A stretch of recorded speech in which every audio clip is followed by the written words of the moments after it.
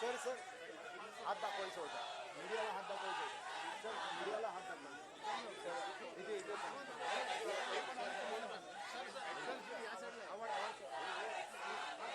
एक मिनिट. अरे कोण बोलतो देणार नाही?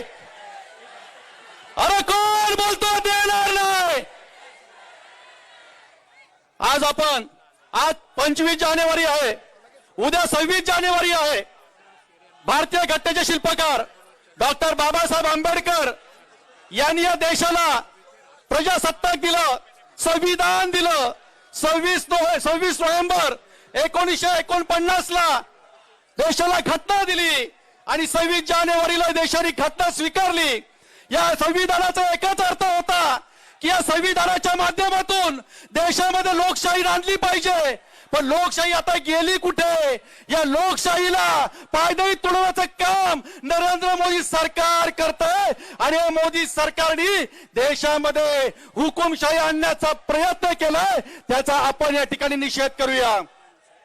शिवसेनेकडनं बोलायला या ठिकाणी उभा आहे आदरणीय या महाराष्ट्राचे मुख्यमंत्री माननीय उद्धव साहेब ठाकरे आणि महाविकास आघाडीचं सरकार हे शेतकऱ्यांचं सरकार आहे, हे शेतमजुरांचं सरकार आहे, हे महाराष्ट्रातल्या 11 कोटी जनतेचं सरकार आहे. या महाराष्ट्राला छत्रपती शिवाजी महाराजांचा वारसा आहे, या महाराष्ट्राला डॉक्टर बाबासाहेब आंबेडकरांचा वारसा आहे, या महाराष्ट्राला महात्मा फुले राजश्री शाहू महाराजांचा वारसा आहे, या महाराष्ट्राला अनेक महापुरुषांचा विचारवंतांचा वारसा आहे. हा महाराष्ट्र देशाला दिशा दाखवणार आणि काळे कायदा रद्द करून दाखवणार. त्यासाठी आपण एकजूट सगळ्यांनी बांधली पाहिजे, जोरदार घोषणा दिल्या पाहिजेत. माननीय मुख्यमंत्री साहेब, पवार साहेब, महाविकास आघाडीचं सरकार प्रयत्न करतंय आणि दिल्लीमध्ये धडक द्यायची आहे, मोदी सरकारला खाली खेचायचं आहे आणि पुन्हा बाबासाहेबांचं संविधान लोकशाहीच्या माध्यमातून या देशात आपल्याला आणायचं आहे. आपली विनंती आपल्याला मी करतो आणि शिवसेनेचा जाहीर पाठिंबा या ठिकाणी व्यक्त करतो. जय हिंद, जय भीम, जय महाराष्ट्र.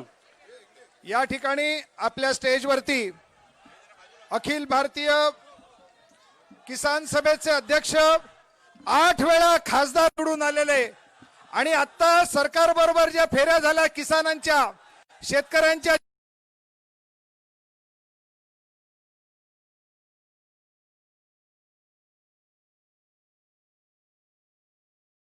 चर्चेच्या त्या 11 फेऱ्यामध्ये असलेले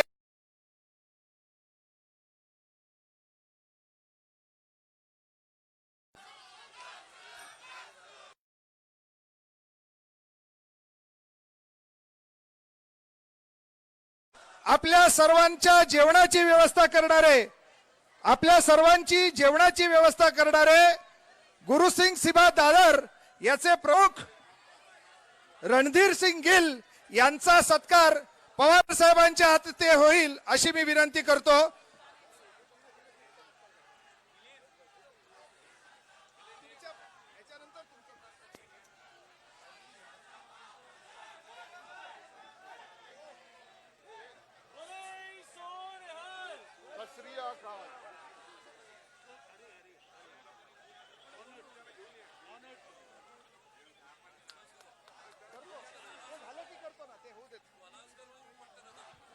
यानंतर महाराष्ट्र राज्याचे मंत्री सुनील केदारे हे आपल्याला पाठिंबा देण्यासाठी इथे आलेले आहेत. त्यांचं स्वागत करा. मंत्री महोदय आपल्या समोर 2 मिनिटात आपलं भाषण करतील.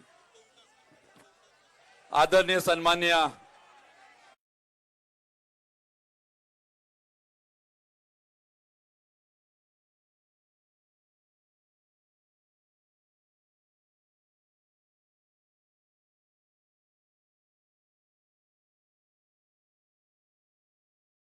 सन्मान्य आदरणीय लोक इथं आहेच आणि त्यांच्या मार्गदर्शनामध्ये अख्खा हिंदू भारत देश आणि महाराष्ट्राचा शेतकरी सुखी आणि संपन्न झालेला आहे. आपण मागच्या काळामध्ये याचा पूर्ण अंदाज घेतलेला आहे.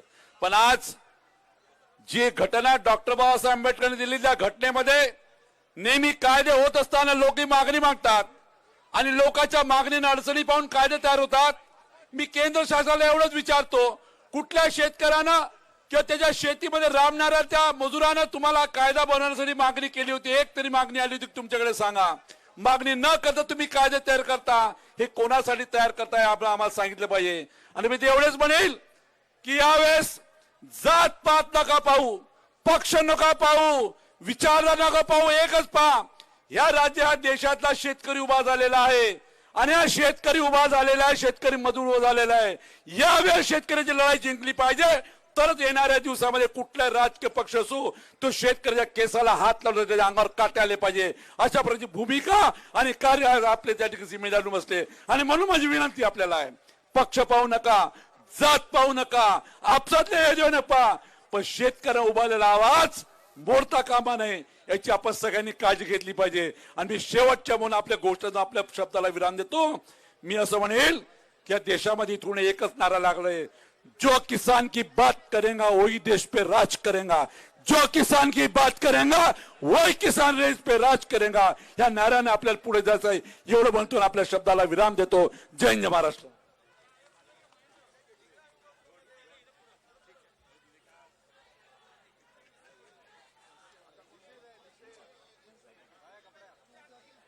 यानंतर महाराष्ट्राची तोफ, कष्टकरी कामगारांचे नेते कॉम्रेड नरसय्या आडम मास्तर यांनी आपलं जोरदार भाषण करावं अशी मी त्यांना विनंती करतो.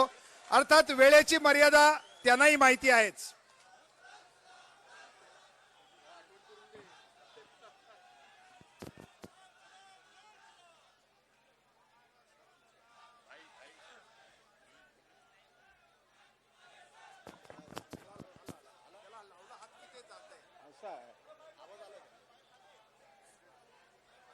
महाराष्ट्राच्या महाविकास आघाडीचे शिल्पकार,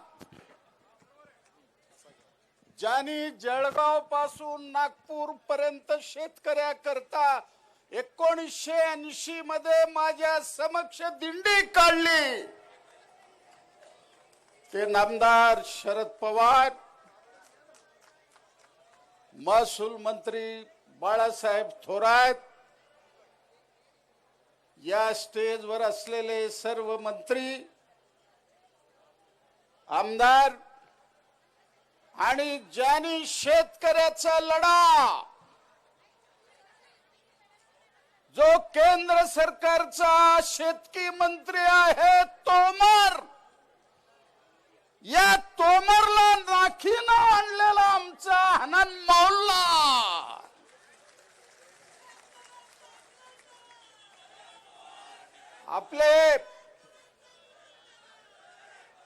आपल्या हायकोर्टाचे माजी न्यायमूर्ती कोळसे पाटील, आमच्या या सगळ्या आंदोलनाचे प्रणेते डॉक्टर अशोक ढवळे आणि अजित नवले, लढाऊ शेतकरी कामगार बंधू आणि भगिनींनो, मी मोदी साहेबाला आव्हान करत आहे, हे आझाद मैदाना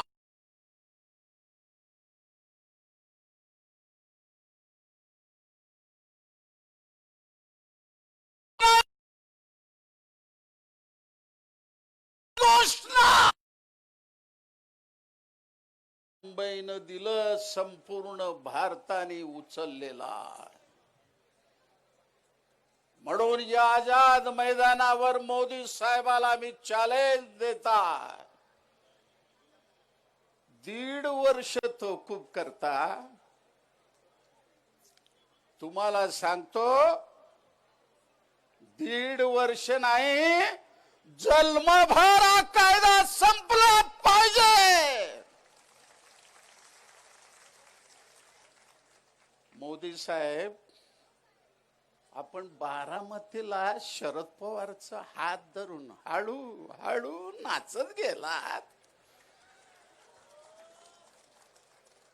शेतकऱ्याचं बीळ करताना पवार साहेबाची बोलायची बुद्धी कुठं गेली हो? आता म्हणायला सुरू केला, मी काळा पैसा आणणार, सर्व लाभ देणार. जीएसटी आणली, सगळे व्यापारी बोंबलले. एनआरसी आणला, देशातल्या 40 कोटी माणसाला तुरुंगात घालायचं ठरवलं. आणि आता ज्या कामगारांनी या मुंबईच्या शहरामध्ये रक्त सांडून कामगार कायदे करायला भाग पाडलं, त्या ब्रिटिशाला ज्या शेतकऱ्यांनी बाबू गेनू सारखा माणूस शेतकऱ्याकरता त्यांनी आपलं जीवाचं बलिदान दिलं, ते कायदे बदलता तुम्ही. कोणाचं राज्य करता? मोदी आणि अमित शहा हे दोघं राज्य करतात असं लोक म्हणतात. पण मी म्हणतो त्यांच्या जोडीला अदानी आणि अंबानी हाही राज्य करतो. या आझाद मैदानावरनं संपूर्ण महाराष्ट्राच्या जनतेला मी हात जोडून विनंती करतो.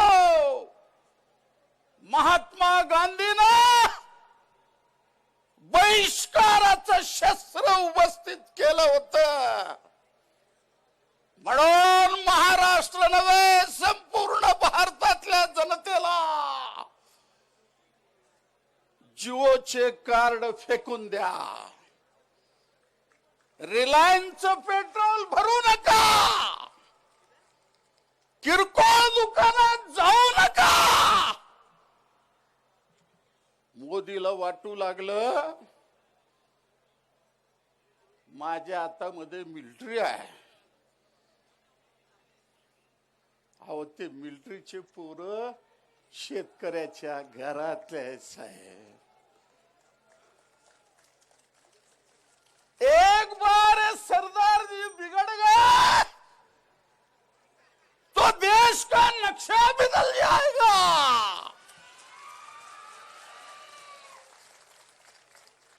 अरे सरदार जी को क्या समझ रहे हो आप? अरे त्या सरदारजी मधला शहीद भगत सिंग, शहीद आझम यांनी प्राणाची आहुती दिला आणि त्याने सांगितलं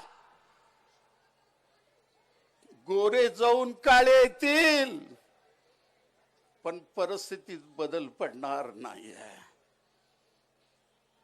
म्हणून संपूर्ण देशातल्या शेतकऱ्यांनी या 73 वर्षामध्ये 45 लाख कोटी रुपये शेतकऱ्यांचं नुकसान झालं, म्हणून 4 लाख शेतकऱ्यांनी आत्महत्या केलं. आज त्या सीमेवर 150 माणसं शहीद झाले. त्यांनी सांगितलं या प्रश्नाकरता आमची संपूर्ण पिढी शहीद व्हायला तयार आहे. नमस्कार सरदार जी, आप ऐसे ही लड़ते जाओ. छत्रपति शिवाजी महाराज के वारसदार यहाँ बैठे हैं, जब वो तलवार निकालेंगे मोदी साहब ठिकाने पर नहीं रहेंगे. अरे काय समजता? तो यूपीचा मुख्यमंत्री 50 लाखाचे दंडाचे नोटीस देतो. अरे 26 जानेवारीला या राष्ट्रगीताची शपथ घेऊन शेतकऱ्यांनी ट्रॅक्टर मोर्चा असा काढणार आहे. आम्ही माहिती घेतली. इतिहास होणार आहे, उद्या इतिहास होणार आहे. आणि सांगण्यात आलं 1 कोटी माणसं उद्या त्या ट्रॅक्टर रॅलीमध्ये येणार आहे. मोदी तुम्हारा में कितना दम है, अड़ा कर दिखाओ, हम आगे जाएंगे, किसान और मजदूर को इंसाफ दिलाकर रहेंगे।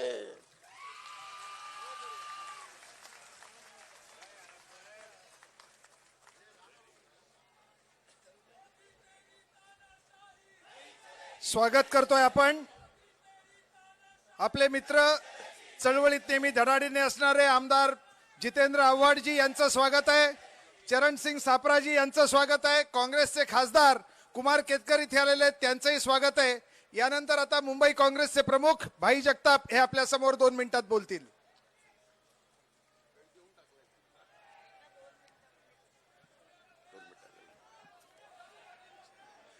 आदरणीय पवार साहेब,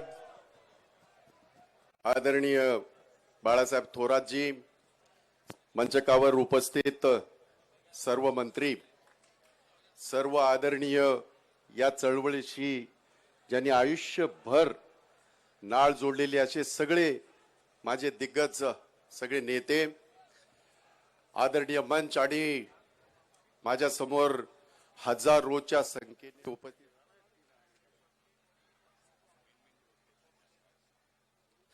हजारोच्या संख्येने उपस्थित असलेले शेतकरी बंधूंनो, कामगार बंधूंनो, सगळ्यात प्रथम मला 2-3 मिनिटांमध्ये मी हे करणार आहे, कारण आपल्याला मार्गदर्शन आपल्या नेत्यांचं ऐकायचं आहे।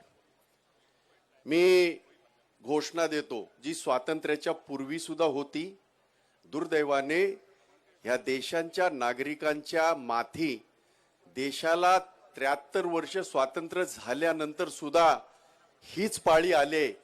त्यावेळेला सुद्धा शेतकरी, कामगार, कष्टकरी आणि सर्वसामान्यांनी 150 वर्षाची सत्ता उलटून लावली। आता परत एकदा ती क्रांती तुम्हाला आणि मला करायची आहे, आणि म्हणून तब लढे ते गोरों से, अब लड़ेंगे बीजेपी के चोरों से। तब लड़े थे गोरों से, तब लड़े थे गोरों से, तब लड़े थे गोरों से। जी हां, हे खरं आहे। सत्तेचा माज किती असतो, सत्तेची धुंदी किती असू शकते, याचं मूर्तिमंत उदाहरण म्हणजे मोदी सरकार। आणि दुर्दैवाने बोलावंसं वाटतंय, ज्यांना तुम्ही, आम्ही, या देशाच्या जनतेने, शेतकऱ्यांनी, कामगारांनी, कष्टकऱ्यांनी 300 पेक्षा जास्तच बहुमत दिलं, आज त्यांच्याच माना पिरगाळायला बसलेले भारताचे अहंकारी पंतप्रधान नरेंद्र मोदी यांचा जाहीर या ठिकाणी निषेध करतोय, मी जाहीर निषेध करतो आहे। एवढा माज नाही चालत लोकशाहीमध्ये, एवढा माज लोकशाहीमध्ये नाही चालत। जगाचा इतिहास आहे, ज्यांना ज्यांना सत्तेचा माज आला, काही काळ तो टिकला, काही काळ तो चालला, परंतु त्याच जनतेने, त्याच कष्टकऱ्याने, त्याच सर्वसामान्याने त्यांना सत्तेवरनं बेदखल सुद्धा केलंय। हा इतिहास आहे तुमच्या आणि माझ्या समोर, जगाचा आहे, माझ्या देशाचा आहे। आज जो शेतकरी ज्या पद्धतीने तिथे सिंगू बॉर्डरवर गेल्या 2 महिन्यापेक्षा जास्त काळ थंडीमध्ये, वाऱ्यामध्ये, गारपिटीमध्ये निसर्ग कोपला, परंतु माझा तो शेतकरी, माझा अन्नदाता तिथनं हलला नाही। मला इथे मीडियाला सुद्धा विनंती करायची, आता आम्ही विनंतीच करू शकतो, गोदीमध्ये बसल्यामुळे काय होऊ शकतं याचं एक उदाहरण सांगतो तुम्हाला, आणि त्यांना ही गोष्ट सांगू इच्छितो। लोकशाहीचा 4था स्तंभ म्हणता म्हणता आज आम्हाला शंका यायला लागले की या मीडियाला लोकशाहीचा 4था स्तंभ समजायचा की काय अंग समजायचा, हा प्रश्न निर्माण झालेला आहे। त्या वादळामध्ये, त्या गारपिटीमध्ये आपण बघितलं असेल, एक अन्नदाता खुर्चीवर बसला होता आणि कलंडला तो आणि त्याने तो शहीद झाला. नाही दाखवलं मीडियाने, नाही दाखवलं कुठल्याही मीडियाने. सोशल मीडियाने ज्या वेळेला दाखवलं त्यावेळेला मीडियावाले विचारायला लागले आम्हाला क्लिपिंग पाठवा. अरे वा, म्हणजे एक अन्नदाता त्या गारपिटीमध्ये प्राण सोडतो तरी तुमच्या संवेदना जागा होत नाहीत. आणि म्हणून आजची परिस्थिती अशी आहे, मीडिया गोदीत जाऊन बसलाय मोदींच्या. तुम्हाला आणि आम्हाला रस्त्यावर उतरण्याशिवाय, संघर्ष केल्याशिवाय पर्याय नाही. शेतकऱ्यांचे काळे कायदे झालेच. आज त्या ठिकाणी लाखो कोट्यावधी शेतकरी त्या ठिकाणी येणार आहेत ट्रॅक्टर रॅलीने. मला माहिती आहे किती माजलेलं सरकार असेल, किती यांना सत्तेचा माज असेल, उद्या ह्या देशाचा शेतकरी त्यांचा माज धुळीमध्ये मिळवल्याशिवाय राहणार नाही याची मला खात्री आहे. आणि एक इशारा देऊ इच्छितो मोदी सरकारला आणि भाजपच्या चमच्यांना, भक्तांना, इथल्या सुद्धा त्यांच्या नेत्यांना. जो शेतकरी बंजर जमीनमध्ये नांगर उभारून ह्या देशासाठी जर अन्न निर्माण करू शकतो, हा शेतकरी माजलेल्या अहंकारी मोदी सरकारला त्या जमिनीमध्ये गाडू शकतो, हे उद्या तुम्हाला आणि मला सगळ्या देशाला पाहायला मिळणार आहे. आणि म्हणून बंधूंनो, मी आपल्या सगळ्यांचा खऱ्या अर्थाने कौतुक करतो की आज वहां कौन है, पंजाब के सिर्फ लोग हैं. अच्छा, तो यूपी में 50,000 50 लाख का जुर्माना किसको दे रहे हो तुम? यूपीचा शेतकरी असेल, राजस्थानचा शेतकरी असेल, अहो हरियाणाच्या शेतकऱ्याने तर हरियाणाच्या मुख्यमंत्र्याला त्याचं हेलिकॉप्टर सुद्धा उडू दिलं नाही.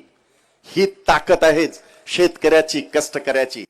भविष्यामध्ये माझे इथे कामगारातले माझे सहकारी आहेत. हा तर जो जनसमुदाय आहेच, कष्टकऱ्याचे कायदे सुद्धा त्यांनी अशाच पद्धतीने दुसऱ्या दिवशी काळे कायदे पास केलेत. त्याचा सुद्धा लढा तुम्हाला आणि आम्हाला या ठिकाणी उभारायचा आहे. मी आपल्या सगळ्यांना, महाराष्ट्राच्या या माझ्या कष्टकऱ्याला, शेतकऱ्याला मानाचा मुजरा करतो आणि थांबतो. जय हिंद, जय महाराष्ट्र, जय भीम. यानंतर मोदी सरकारला आणि विशेषतः मोदींना 2012 पासून वेगवेगळ्या पद्धतीने ज्यांनी जेरीस आणलंय ते आमच्या लढाऊ कार्यकर्त्या तीस्ता सेटलवाड यांनी आपल्या समोर मार्गदर्शन करावं अशी मी त्यांना विनंती करतो. तीस्ताजी, तुम्ही इथनं मार्गदर्शन करा, तो माईक आम्ही या साईडला सरकवतो. मोदी सरकार हे मोदी आणि अमित शहा यांचं सरकार आहे, तेव्हा त्याचं उत्तम वर्णन म्हणजे हम दो हमारे दो यांचं हे सरकार आहे. त्याच्याबद्दल आता तीस्ता सेटलवाड बोलतील.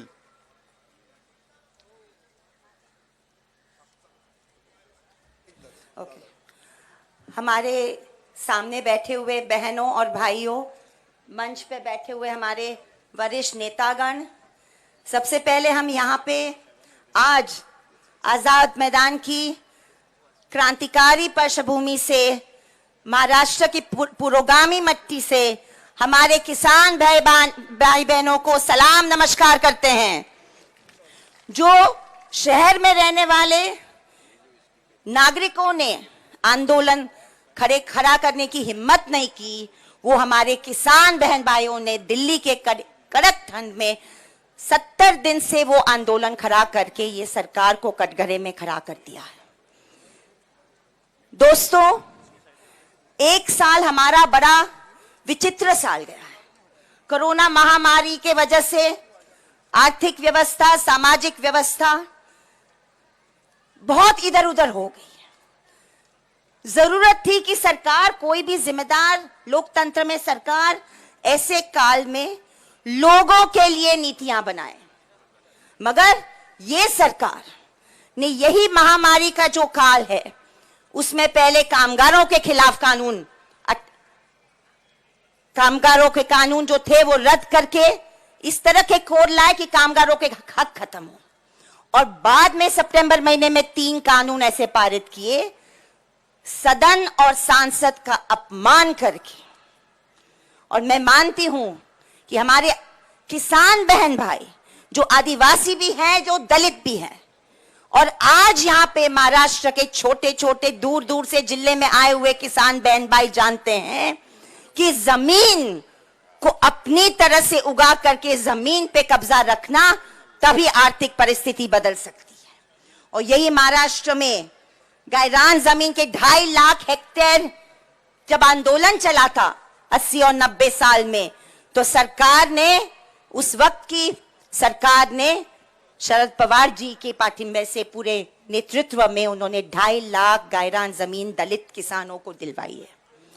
हम उम्मीद रखते हैं कि ये महाराष्ट्र विकास आघाड़ी की सरकार न सिर्फ ये किसान आंदोलन को पाठिंबा देगी जैसे दे रही है, मगर किसानों के मुद्दे पे, जो मिनिमम सपोर्ट प्राइस का मुद्दा है, जो मंडियों को सुधारने का मुद्दा है, जो सहकारी कृषि करने का मुद्दा है, वो सब मुद्दों को लेकर आगेवानी करेगी। ये हम आशा रख के हम कार्यकर्ता, हम सब आपके साथ देते हैं। दोस्तों, ये 3 कानून में बहुत यहाँ पे वरिष्ठ नेता है, आनंद मुल्ला जी हैं जो दिल्ली से आए हुए हैं। मैं सिर्फ इतना ही करूंगी, हम संविधान के सिपाही हैं और कानून को हम जरूर जानते हैं। अगर आपको सांसद में कानून पारित करना है तो जिसके बारे में आप कानून पारित कर रहे हैं उनके साथ कुछ आप बातचीत नहीं करेंगे, उनके साथ कुछ उनकी राय नहीं लेंगे, उनके संगठनों के प्रतिनिधि के साथ कुछ बात नहीं करेंगे, और सिर्फ कृषि विभाग का बाजारीकरण करने के लिए आप इस तरह के कानून पारित करेंगे जिससे हमारे महिला किसान, गांव में रहने वाले किसान, छोटे मध्यम और बड़े किसानों को अपने जमीन और उगाई पे कोई कंट्रोल नहीं रहेगा। ये हमें मंजूर नहीं है, बिल्कुल मंजूर नहीं है। दोस्तों, ज्यादा समय मुझे नहीं लेना है, सिर्फ इतना ही कहना है कि हमारा शहर मुंबई और हमारा राज्य महाराष्ट्र पुरोगामी भी रहा है और आंदोलनकारी भी रहा है, और वक्त आया है कि हम हमारा आंदोलनकारी इतिहास याद रखें और हमारे किसान बहन भाइयों का साथ दे। मातीत से कर्ज फेडणारच, अन्नदाता बरोबर राहणारच। शुक्रिया। इसके बाद समाजवादी पार्टी के प्रमुख आमदार अबू आजमी साहब से मैं इस दरख्वास्त करता हूं कि वो अपने विचार रखें।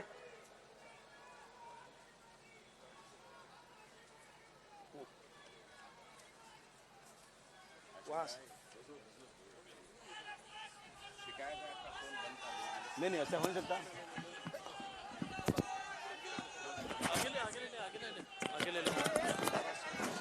आज संयुक्त शेतकरी कामगार मोर्चा महाराष्ट्र की तरफ से इस आंदोलन की अगुवाई कर रहे किसानों के, नौजवानों के, समाज के दबे कुचलों के नेता आदरणीय शरद पवार साहब, बाला साहब थोराट, डॉक्टर अशोक ढोले साहब, आनंद मुल्ला साहब, जस्टिस कोलसे पाटिल साहब, मोहतरमा मेघा पाटकर साहिबा, भाई जगताज साहब, आरिफ नसीम साहब, जितेंद्र अवार्ड साहब, टिस्टा सिकलवाल जी और तमाम पार्टियों के नेता, तमाम एनजीओज के लोग बहुत बड़ी तादाद में आए। मेरे भाइयों और बहनों,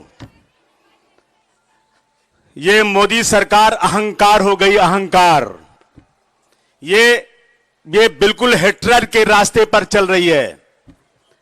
याद रखना मोदी जी, ये आजादी की लड़ाई पंजाब से शुरू हुई थी और पंजाब से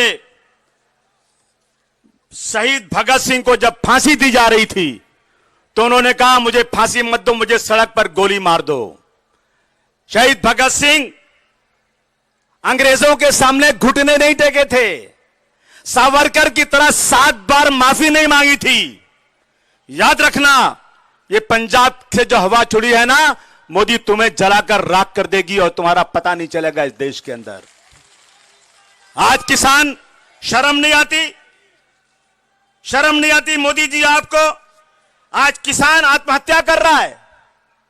पंजाब का सर्वे आया, सिर्फ पंजाब में 1 लाख करोड़ किसानों पर कर्ज है, हर परिवार पर 10 लाख रुपए का कर्ज है और आमदनी साल की 6 लाख रुपया। क्या हो रहा है देश के अंदर? मुझे लगता है कि मोदी जी आप इस देश को बेचने आए हो, बेचने, और सिर्फ अंग्रेजों की चाल चल करके भारतवर्ष की गंगा जमुनी तहजीब को बर्बाद करके डिवाइड एंड रूल करके इस देश पर राज कर रहे हो। इस देश की भोली भाली जनता को बेवकूफ बना रहे हो। याद रखना दोस्तों, यह आंदोलन किसानों का ही नहीं है, यह तो किसानों का बहुत बड़ा एहसान है भारतवर्ष की 130 करोड़ जनता के ऊपर। किसान सड़क पर बैठा है, -1-2 टेम्परेचर चल रहा है, सैकड़ों किसान शहीद हो गया, और मोदी जी कह रहे हैं ये खालिस्तानी है, पाकिस्तान से इनको मदद आ रही है। चाइना के लोग शर्म आना चाहिए। मोदी जी, अपना चेहरा न देखा गया आपसे, बेवजह आईना तोड़कर रख दिया। आज किसान परेशान है। आज एसेंशियल अकोमोडिटीज से जरूरी चीजें जो जीने के लिए हैं, आटा दाल चावल अनाज को एसेंशियल अकोमोडिटीज से निकाल दिया गया है। याद रखिए, जमाखोरी होगी, और ये जो अदानी अंबानी है, इनकी दलाली करके मोदी जो है इनका तलवे चाट करके इनके गोदाम को भरवाएंगे। बाजार से सारा अनाज उठ जाएगा और उसके बाद कालाबाजारी होगी। आज देश में 75% लोग किसान हैं, और किसान दुखी होगा तो याद रखना कभी देश सुखी हो ही नहीं सकता। किसान अन्नदाता है। ऐ मुंबई और दिल्ली के आलीशान बंगलों में रहने वालों, तुम्हें नहीं मालूम, अगर ये किसान अनाज पैदा करना बंद कर दे तो तुम भूखे मर जाओगे, तुम्हारा नामो निशान इस देश से खत्म हो जाएगा। किसान अन्नदाता है। मैं हमेशा कहता हूं कि गाय दूध देती है, गाय की पूजा की जाती है। गाय अपने थन का दूध निकाल करके जनता को दे देती है, थोड़ा सा अपने बच्चे के लिए बचाती है। यही हालत किसान की भी है। किसान धूप में, बरसात में, गर्मी में बेचारा नंगे पैर नंगे बदन खेती करता है, और लालच से देखता है कि बारिश होगी कि नहीं होगी। बारिश नहीं हो तो बर्बाद, बारिश ज्यादा हुई तो बर्बाद। और आज वो किसान थोड़ा सा अनाज अपने खेत के लिए, बच्चों के लिए रख के सारा अनाज जनता को दे देता है। जिस तरह से गाय की पूजा की जाती है, ऐसे किसानों की पूजा करो। किसान बहुत बड़ी हस्ती है, और यह देश किसान प्रधान देश है। मैं कहना चाहता हूं कि मोदी जी, ये तीनों कानून खत्म करो, ये 3 कानून खत्म करो, मिनिमम प्राइस तय करो, और किसानों की आत्महत्या इस देश से बंद होना चाहिए। किसान अपने बाल बच्चों की जिंदगी अच्छी तरह से गुजार सके, किसान अपने बूढ़े मां बाप का इलाज कर सके। आज मुंबई में आबादी क्यों बढ़ रही है? हमारे जैसे लोग क्यों मुंबई में आ रहे हैं? क्योंकि हम आज खेती करते हैं तो हमें खेती से 100 रुपया लगाते हैं, 90 रुपया हमको आता है। तो हमारे गांव के, हमारे घर के सब लोग अपने मां बाप को छोड़कर मुंबई की सड़कों पर बेचारे छोटे छोटे घरों में रहकर जिंदगी गुजारते हैं, क्योंकि किसान परेशान है। तय करिए पवार साहब, तय करिए कि महाराष्ट्र में एक किसान भी आत्महत्या नहीं करेगा। किसान भूख से आत्महत्या नहीं करना चाहिए, किसान की परेशानी दूर होना चाहिए। आज मैं बहुत बधाई देना चाहता हूं, आज सारी पार्टियों को मैं बधाई देना चाहता हूं कि मुंबई में आपने ये शुरू किया है। ये एक एक घर से लोगों को निकलना चाहिए, और कोहराम मचा दो इसके लिए, कोहराम मचा दो जब तक ये कानून खत्म नहीं होता। मैं बधाई देना चाहता हूं पंजाब के किसानों को, सैल्यूट करना चाहता हूं कि 2 महीने से ज्यादा हो गया लेकिन उन्होंने टस से मस नहीं किया। मोदी जी, आप समझते हो ये आपके पास आएंगे? हरगिज नहीं। जब उनके सामने जिनका सूरज कभी डूबता नहीं था, उनको कुछ नहीं समझा, तो तुम कौन सी खेत की मूली हो? तुम्हारे पास ये क्या समझते हो? जाएंगे? कभी नहीं आएंगे। इस कानून को खत्म किया जाए। मैं आप सबका बहुत आभार प्रकट करता हूं, आप आए, और यह आंदोलन जबरदस्त चलना चाहिए जब तक किसान वहां बैठा है। हम लोग भी पूरे महाराष्ट्र में इस तरह आंदोलन करते रहेंगे। बहुत बहुत धन्यवाद। जय हिंद, जय महाराष्ट्र। धन्यवाद अबूजी। महाराष्ट्रामध्ये ज्याची सर्वात जास्त देशातही चर्चा झाली, असा जो शेतकऱ्यांचा नाशिकहून चालत मोर्चा 2 वर्षापूर्वी काढलेला होता, त्या शेतकऱ्यांच्या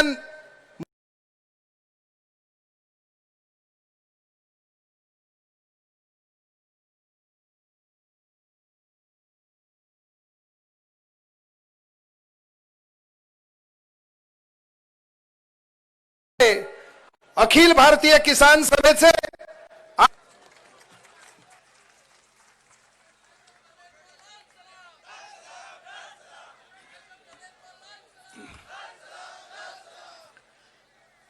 आजच्या या परिषदेमध्ये आवर्जून उपस्थित राहिलेले राष्ट्रवादी काँग्रेसचे देशव्यापी अध्यक्ष,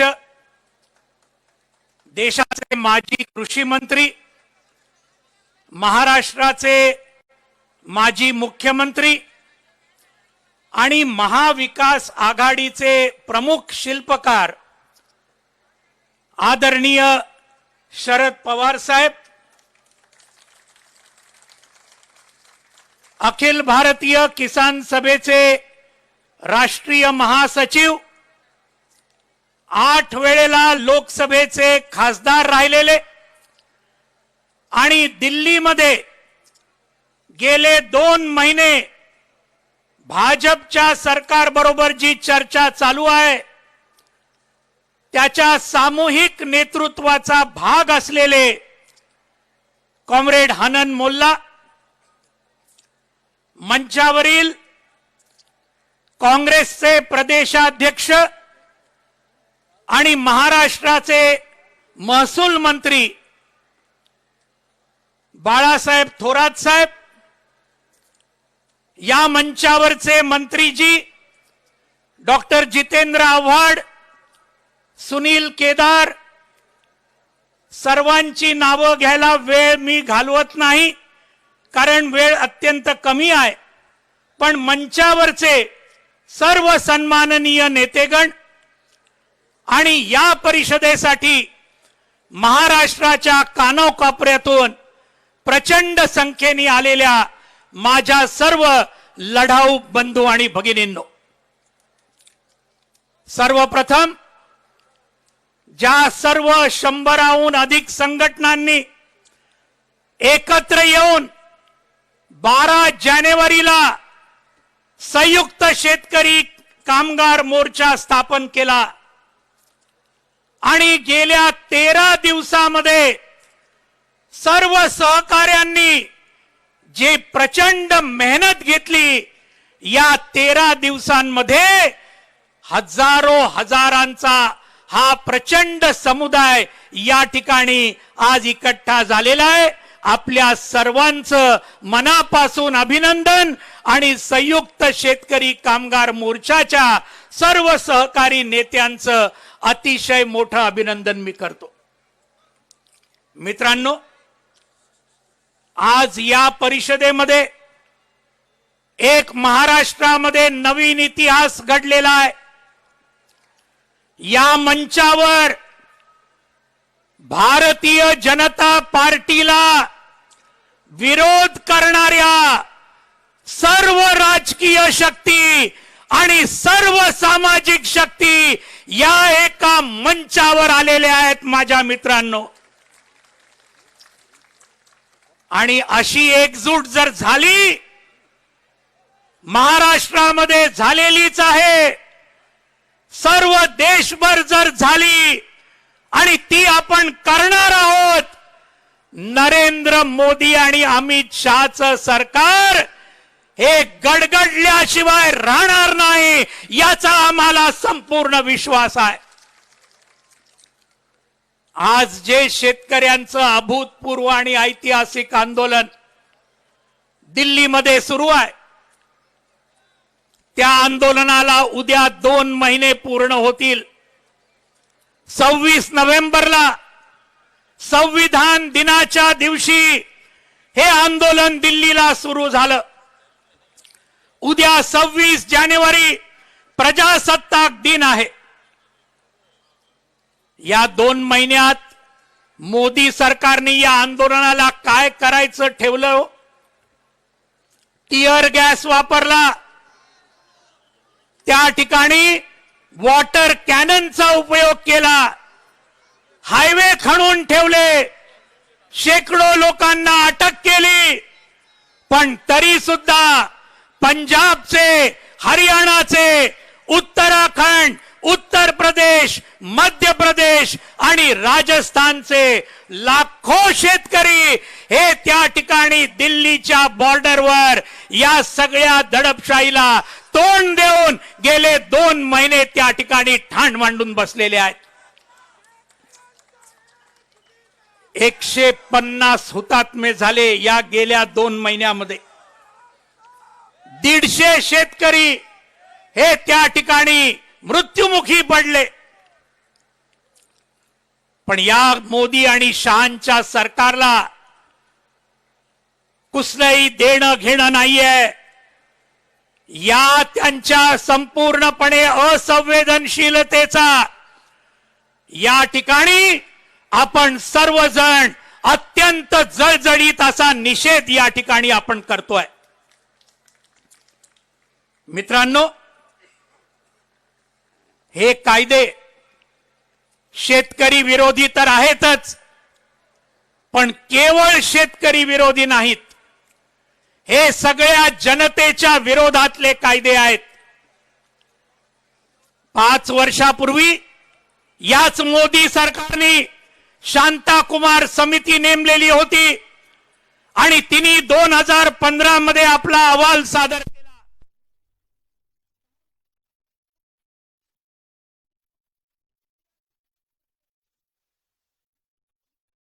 सांगितलं, दिशा म्हटलं, किमान आधार भाव हा रद्द करण्याच्या दिशेने आपण पुढे गेलं पाहिजे. सर्व अन्नधान्याची सरकारी खरेदी बंद करण्याच्या दिशेने आपण गेलं पाहिजे. आणि अन्नधान्याची खरेदी जर संपली, या फूड कॉर्पोरेशन ऑफ इंडियाच्या गोदामांमध्ये जर त्या ठिकाणी धान्याचे साठेच जमा झाले नाही, तर पुढे शांताकुमार समितीने सांगितलं देशभरातली रेशन व्यवस्था ही सुद्धा मोडीत काढली पाहिजे. ही आहे मोदी सरकारची दिशा मित्रांनो. आणि ती दिशा पुढे घेऊन जाण्यासाठी आज हे तिन्ही शेतकरी विरोधी, जनता विरोधी कायदे त्यांनी आणलेले आहेत.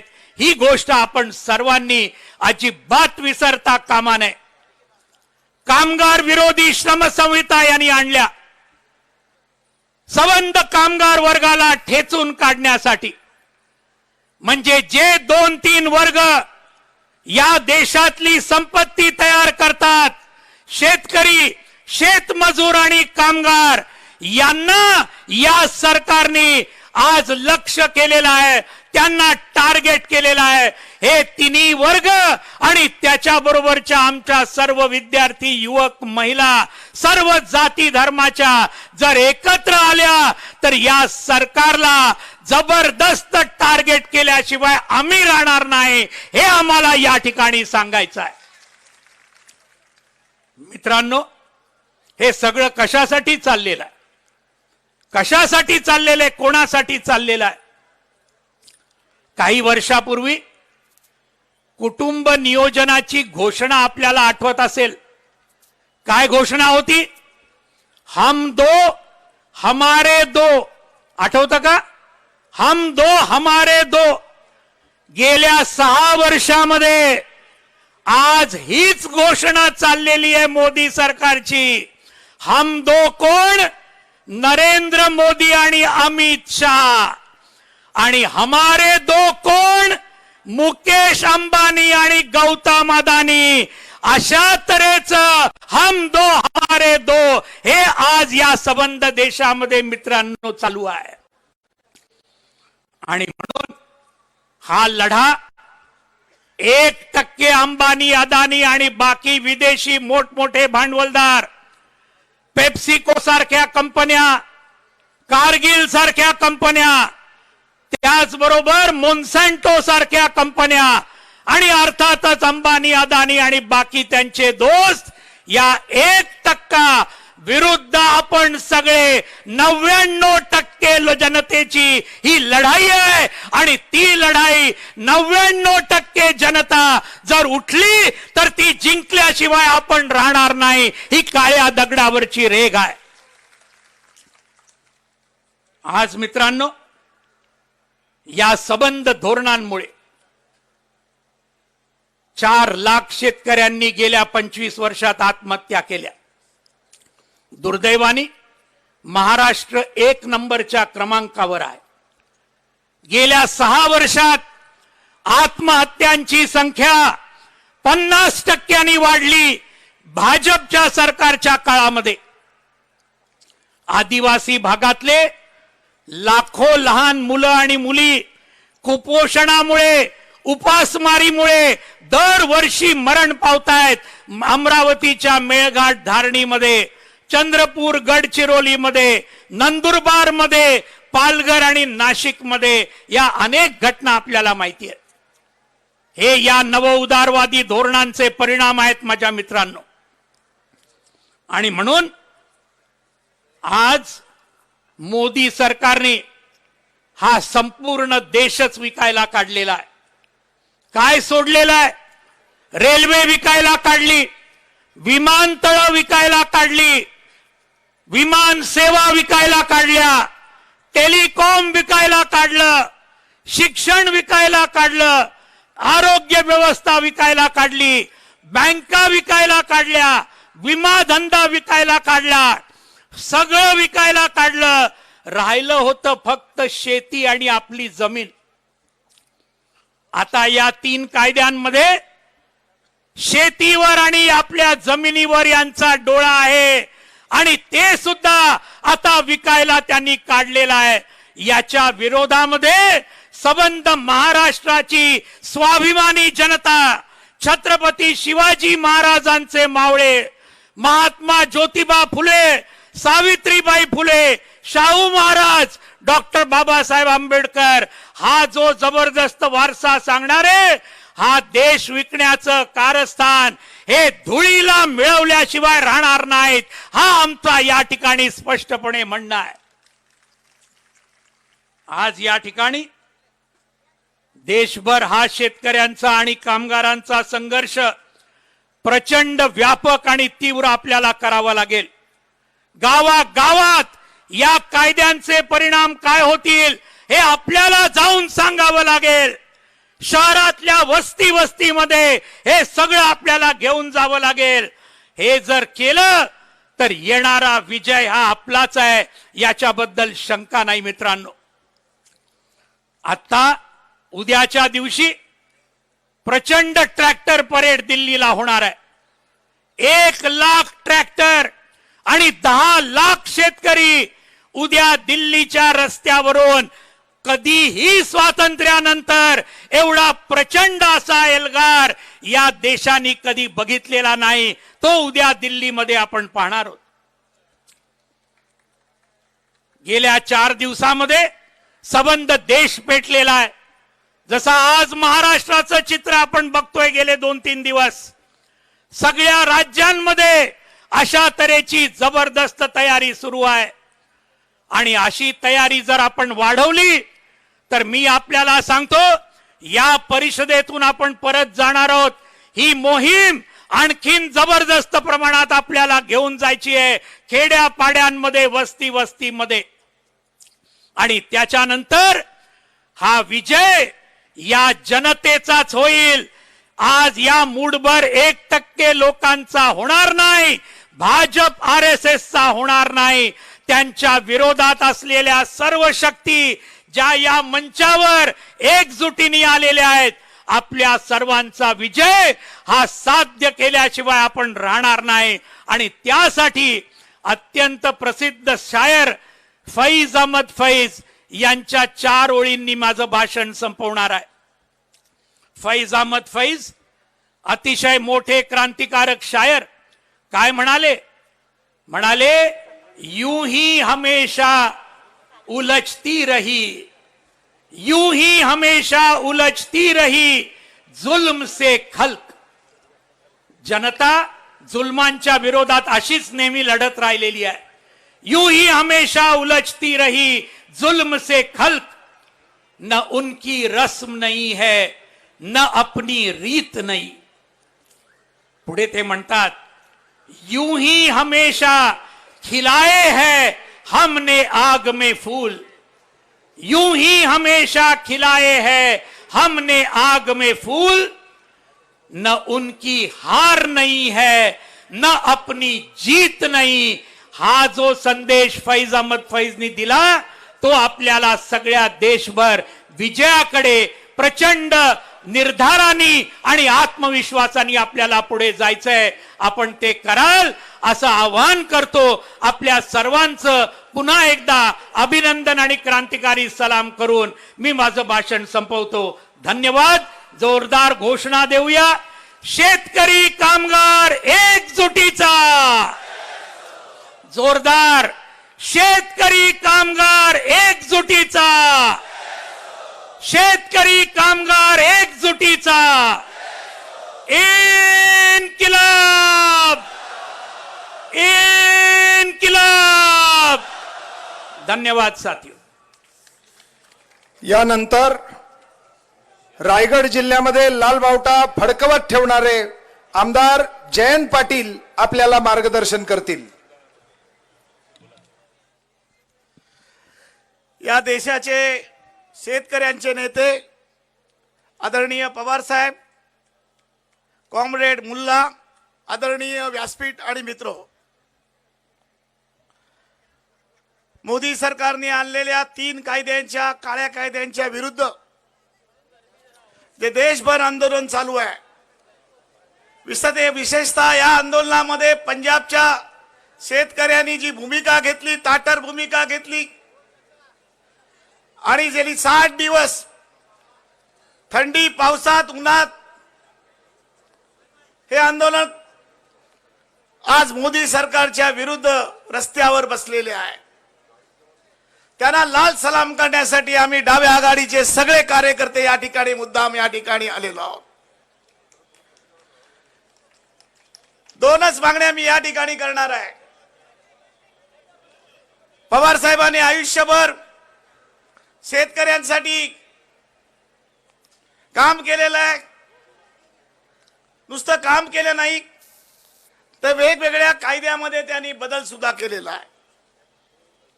माझी स्पष्ट मागणी आहे, जी सातत्यानं 2 महिने मी मांडत आलेलो आहे. जसा उसाला हमी भाव आहे आणि हमी भाव दिला नाही तर ज्याप्रमाणे पवार साहेब केस होते, त्याप्रमाणे शेतीच्या प्रत्येक उत्पादन झालेल्या मालावर तो हमी भावाचा कायदा उसाच्या प्रमाणे लावला पाहिजे. मग त्याच्यामध्ये आम्हाला कुठलीही बाकीची मागणी करण्याची गरज नाही. आणि तो सर्व माल, सर्व उत्पादन हे सरकारने खरेदी केलं पाहिजे. किमतीपेक्षा कमी दरानं जर या ठिकाणी जर खरेदी केली तर त्याच्यावर गुन्हा दाखल केला पाहिजे. दुसरी मागणी या ठिकाणी आहे. अनेक वक्त्यांनी सकाळपासून या ठिकाणी काळ्या कायद्याबद्दल बोलले, कामगार विरोधी कायद्याबद्दल बोलले. पण माझी महाविकास आघाडीला एक विनंती आहे. ज्येष्ठ मंत्री बाळासाहेब थोरात आहेत आणि ज्यांच्या मार्गदर्शनाखाली हे सरकार चालतं ते पवार साहेब सुद्धा या ठिकाणी आहेत. आम्ही याच संख्येनं, याच्यापेक्षा जास्त संख्येनं याच मैदानावर आलो 2 वर्षापूर्वी आणि आमची आदिवासीची जमीन ही या ठिकाणी आमच्या नावावर करा, आमची यासाठी तिकडे मागणी होती. हजारो शेतकरी चालत आले, हजारो शेतकऱ्यांच्या पायामध्ये रक्त आलं. उपाशी तापाशी 15 दिवस आम्ही लढत या ठिकाणी आलो कॉम्रेड गावितांच्या नेतृत्वाखाली. माझी महाविकास आघाडीला एकच विनंती आहे की ती अंमलबजावणी करण्याची. फक्त आम्ही ती जमीन कसतो, आमच्या ताब्यात आहे, परंतु ती आपण आमच्या नावावर करत नाही आहात. मला वाटतंय आपल्या राज्य सरकारच्या हातात आहे. ती जमीन आमच्या नावावर, जे फडणवीस सरकारने आम्हाला या ठिकाणी आश्वासन दिलं, डॉक्टर नवले यांनी याच्यासाठी मोठा लढा दिला. तमाम महाराष्ट्राचे लालबावट्याचे आपण कार्यकर्ते आपण याच मैदानावर या ठिकाणी आलो आणि आश्वासित होऊन परत गेलो. हे आश्वासन या ठिकाणी महाआघाडीने करावं अशी मी मागणी तुमच्या वतीने या ठिकाणी पवार साहेबांना या ठिकाणी करतो आहे. मित्र, ज्या मागण्या राज्य सरकारच्या ताब्यात आहेत, ज्या राज्याच्या अखत्यारीत आहेत, त्या मागण्या या ठिकाणी कोणत्याही परिस्थितीमध्ये आपण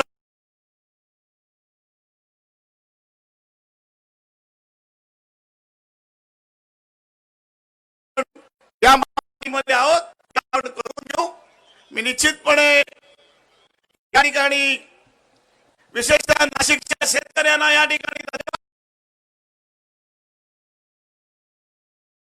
या ठिकाणी घरी जातो आणि म्हणून ज्याप्रमाणे पंजाबच्या शेतकऱ्यांना मी लाल सलाम करतोय त्याचप्रमाणे मी नाशिककरांना पण लाल सलाम या ठिकाणी करतो आणि माझे भाषण संपवतो. जय हिंद, जय महाराष्ट्र.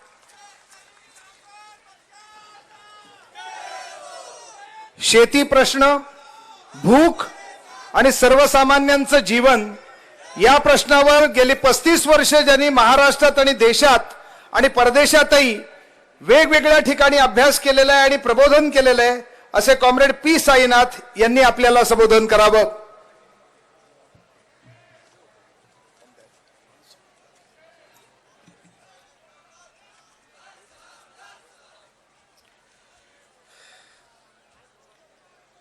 दोस्तों, मैं ये कहना चाहता हूं कि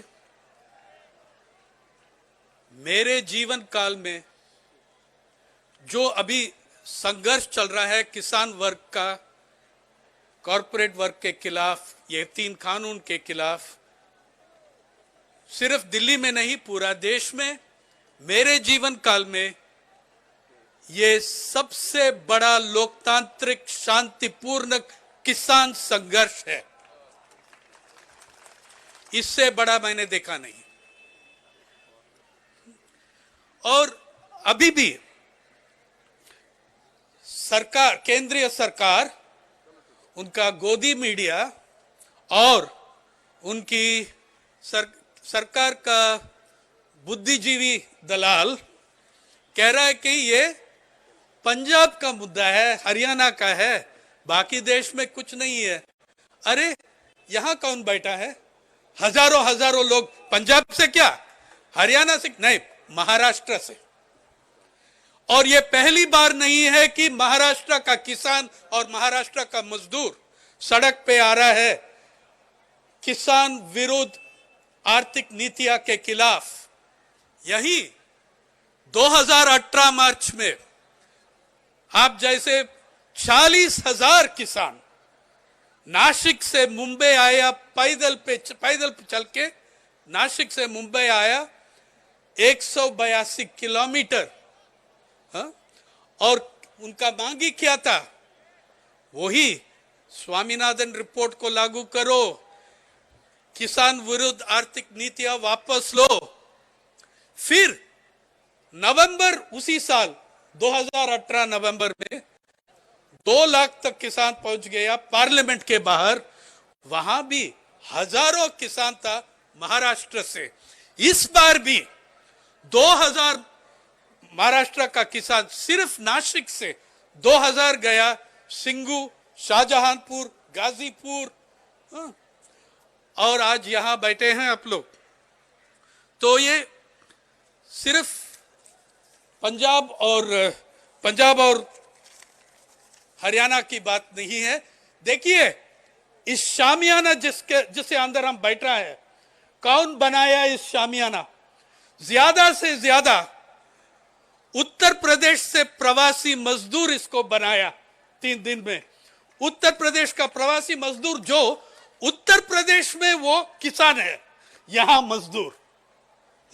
ये जानना चाहिए हम सबको. तो ये एक किसान मजदूर एकता में एक बड़ा संघर्ष चल रहा है.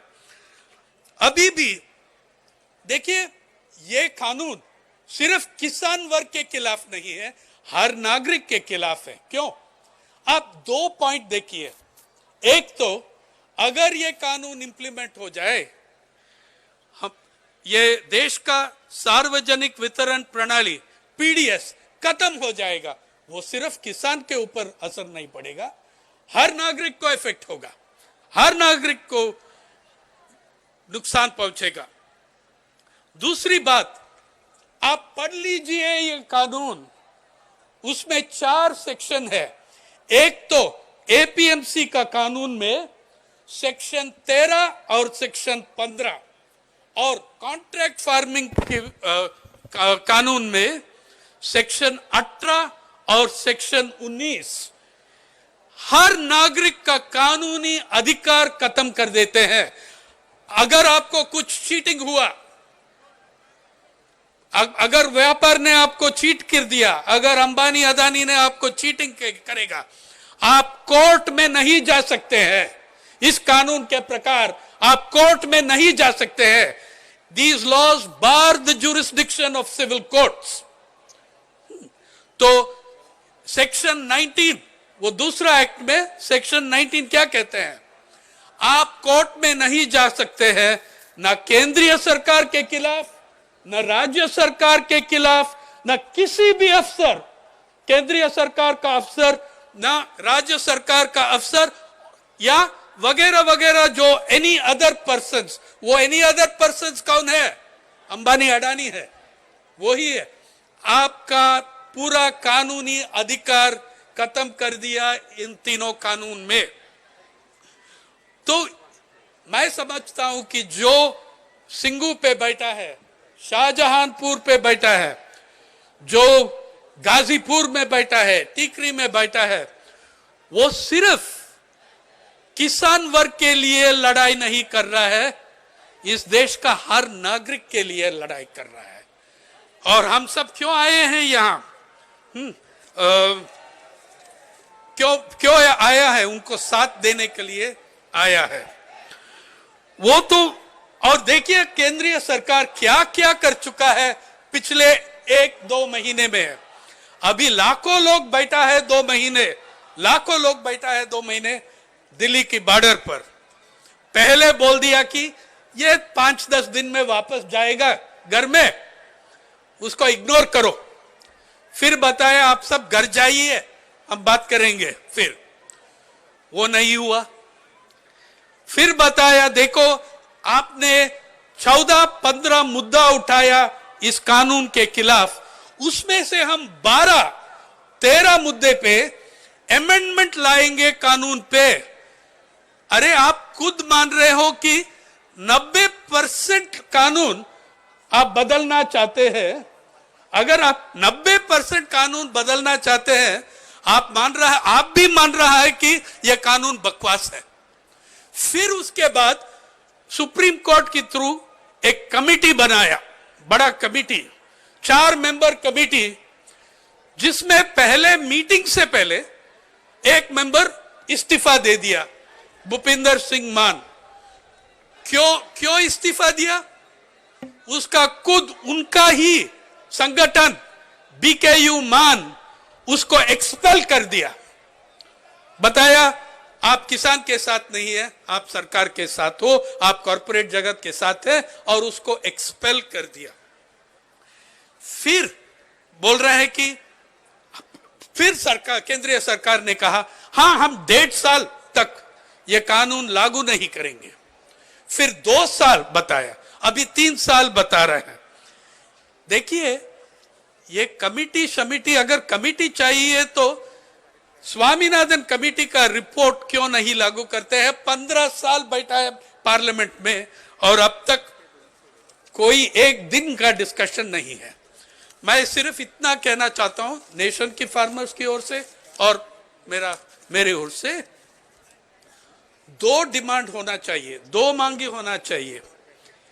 एक तो ये 3 कानून वापस लो, और उसके साथ देखिए ये 3 कानून वापस लेगा तो भी ये बड़ा जीत है, लेकिन कृषि संकट खत्म नहीं होगा उसमें। कृषि संकट तो अभी 25 साल चल रहा है, ये सिर्फ 3 कानून के वजह से नहीं। तो आप ये 3 कानून वापस लो और संसद का एक स्पेशल सेशन रखो, और हर राज्य का, हर विधानसभा का स्पेशल सेशन रखो। कृषि संकट और उसके जुड़े हुए मुद्दे के ऊपर संसद और हर विधानसभा का एक स्पेशल सेशन रखो, और ये 3 कानून वापस लो। और उस समय तक जब वो होगा, ये संघर्ष, ये आंदोलन खत्म नहीं होगा। मजदूर एकता जिंदाबाद। धन्यवाद पी साईनाथ जी। हा मोर्चा हा संयुक्त शेतकरी कामगार मोर्चा आहे. मुंबई महानगरपालिकेतले कंत्राटी सफाई कामगार, ज्यांचे कंत्राटी कामगार म्हणून असलेले कायदे मोदी सरकारने बदललेले आहेत, ते या मुंबई शहराला साफ करून या मोर्चाला पाठिंबा देण्यासाठी आलेले. त्यांचं स्वागत आहे. मोदी सरकारने जशी शेतकऱ्यांची गळचेपी केलेली आहे तशी तुमचीही केलेली आहे. तुम्ही आलात त्याबद्दल धन्यवाद. यानंतर महाराष्ट्र प्रदेश काँग्रेसचे अध्यक्ष नामदार बाळासाहेब थोरात हे आपल्या समोर बोलतील. ते संगमनेरचे आहेत आणि संगमनेरचा आणि अहमदनगरचा परिसर हा या लाल बावट्याच्या एक वेगळ्या प्रभावाचा क्षेत्र आहे आणि ते तुम्हाला त्यांच्या बोलण्यातनं आणि त्यांच्या व्यक्तिमत्वातनंही दिसेल.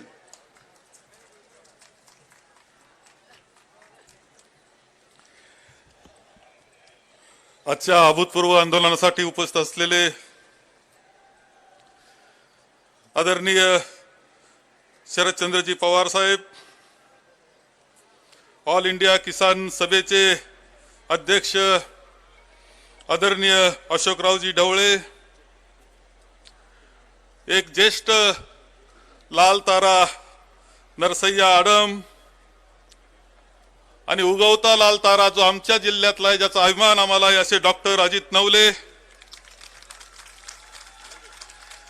माजी खासदार मुल्लाजी, ज्यांनी आपल्याला जेवण दिलं लंगरच्या साह्यानं, असे इथे उपस्थित असलेले दादरचे गुरुद्वाराचे राजवीर सिंहजी, पी साईनाथजी, न्यायमूर्ती विजी कोळसे पाटील, मंत्री महोदय नामदार सुनील केदारजी, जितेंद्र आव्हाडजी, आमदार जयंतजी पाटील, खासदार कुमार केतकरजी, मुंबई काँग्रेसचे अध्यक्ष आमदार भाई जगतापजी, माननीय नसीम खानजी, उपस्थित असलेली खूप मोठ्या संख्येनं उपस्थित असलेली सर्व मान्यवर, सर्व बंधू आणि भगिनी, आजचं हे आंदोलन अभूतपूर्व आंदोलन आहे आणि संपूर्ण देश तुम्हाला पाहतो आहे, तुमचं आंदोलन पाहतो आहे. आपण जो पाठिंबा दिल्ली येथे आंदोलन करीत असलेल्या सर्व शेतकऱ्यांना देतो आहोत, की जे शेतकरी 2 महिने झालेत, 60 दिवस झालेत आंदोलन करतायत. एक अभूतपूर्व आंदोलन त्यांचं आहे, एक इतिहास घडवणारं आंदोलन त्यांचं आहे. 3 कायदे जे मोदी सरकारनं पास केले, खासदार म्हणतो ते आम्हाला चर्चा करायची, परंतु चर्चा करण्याऐवजी जे खासदार चर्चा मागत होते राज्यसभेमध्ये आणि लोकसभेमध्ये, त्यांना निलंबित करून ते कायदे पास करण्यात आले. त्या विरुद्ध पंजाबचे शेतकरी, हरियाणाचे शेतकरी रस्त्यावर आले. कडाक्याची थंडी, तिथं बर्फासारखी थंडी पडलेली, आपल्या आजच्या परिस्थितीत जाऊ नका, बर्फासारखी थंडी आहे. त्यांच्यावर गार पाण्याचा मारा करण्याचं पाप मोदी सरकारनं तिथं केलं. त्यांचे रस्ते खोदून टाकण्याचं काम त्यांनी केलं.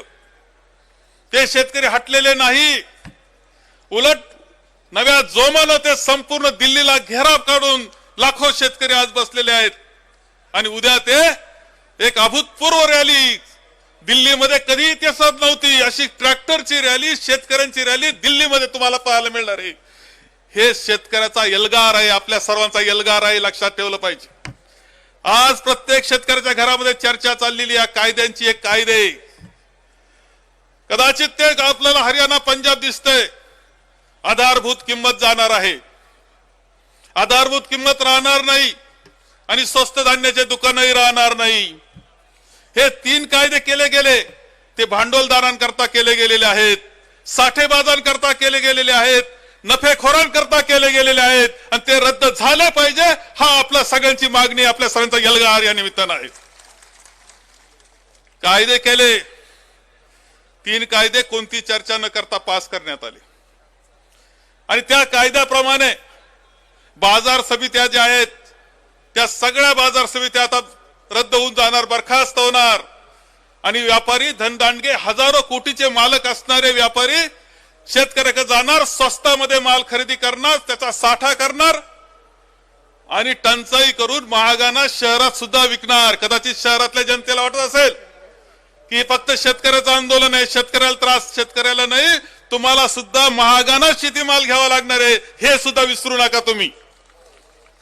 हे साठेबाजन करता केलं. अनेक साठ मोठाले गोडाऊन्स आज पंजाबाने तिकडे उभे राहत आहेत माल साठवण्याकरता म्हणून. या सर्व कायद्याचा निषेध आपण करतो. आधारभूत किंमत राहणार नाही, बाजार समित्या संपणार, शेतकरी संपवण्याचं काम चाललेलं आहे. या सरकारनं विमान कंपन्या विकल्यात, विमा कंपनी विकली, बँका विकल्या, रेल्वे विकायला निघाले आणि त्याच्याबरोबर तुमचा सातबारा सुद्धा विकायचं काम हे सरकार करणारे हे लक्षात घ्या. कंत्राटी शेती ही वेगळी नाही. अगोदर ते ताब्यात घेणार आणि उद्या म्हणतील कसेल त्याची जमीन आणि सगळ्या होणाऱ्या भांडवलदारांच्या जमिनी. धोरण फक्त काही लोकांकरता चाललं. हे केंद्र सरकार राबतंय कोणाकरता? हे काम करतंय कोणाकरता? हे काम करते काही भांडवलदार करता. हे सरकार भांडवलदारांचा गुलाम आहे. आज शेतकऱ्याच्या या सगळ्या आंदोलनाला प्रतिसाद ते देत नाही. ते भांडवलदाराचे तोंडक पाहत आहेत आणि त्यांच्याच करता काम करतंय. ही अत्यंत दुर्दैवाची घटना आपल्या सगळ्यांना पाहायला मिळते. आणि म्हणून तुमचा आजचा एल्गार हा देशातल्या शेतकऱ्यांना दिशा देणारा ठरणार आहे. हा आपला पाठिंबा शेतकऱ्याला एक नवी ताकद देणारा ठरणार आहे. आता जे घडल ते शेतकऱ्याच्या बाजूचं घडल याची काळजी आपल्या सगळ्यांना घ्यावं लागणार आहे. आम्ही पाहतो, आम्ही महाविकास आघाडी म्हणून काम करत असताना या कायद्याच्या संदर्भामध्ये माननीय उपमुख्यमंत्री महोदयांच्या अध्यक्षतेखाली आमची कमिटी आहे. आमच्या काही बैठका झाल्या, काही बैठका अनौपचारिक आम्ही करतो आहोत आणि आमचा प्रयत्न अशा प्रकारचा कायदा आम्ही पास करू तर जो शेतकऱ्याच्या बाजूचा राहील, शेतकऱ्याकरता राज्य सरकार कायदा पास करील याची सुद्धा या निमित्ताने मी आपल्या सर्वांना ग्वाही देतो आहे. पण आजचा हा एक अत्यंत अभूतपूर्व मोर्चाला आपण सर्वजण आलात, दूरपासून आलात, तुझं स्वागतच केलं पाहिजे. ही ते थांबून चालणार नाही. हे सरकार एक दिवस राज्य घटनेला हात घालणार आहे. शेतकऱ्याला हात घातला, कामगाराला हात घातला.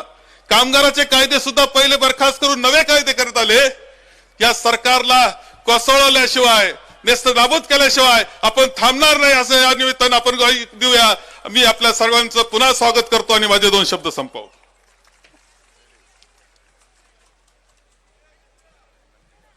यानंतर शेतकऱ्यांचे नेते जे 8 वेळेला लोकसभेमध्ये खासदार म्हणून निवडून आलेले आहेत, शेतकऱ्यांच्या वतीने सरकारबरोबर जी चर्चा चाललेली आहे त्याच्या 11 फेऱ्यांमध्ये त्यांनी सरकारच्या विरोधात शेतकऱ्यांचं नेतृत्व केलं.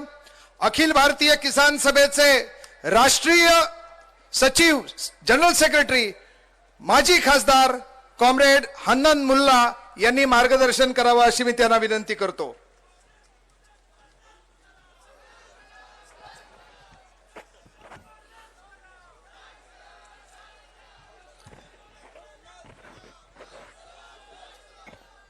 आदरणीय पवार जी, थोराट जी, अवतार जी, केदार जी और मंच आसीन किसान मजदूर और जनवादी आंदोलन के आदरणीय नेतागण, खासदार, आमदार और बहुत सारे संगठन का प्रतिनिधि और मेरे सामने बैठे हुए मेरे आदरणीय बहनों और भाइयों, मैं पहले आपके सामने जो ऐतिहासिक आंदोलन चल रहा है, जिसके समर्थन में आज आप लाखों के संख्या में महाराष्ट्र में आज हाजिर हुए हैं, उसके बारे में कुछ बातें रखूंगा.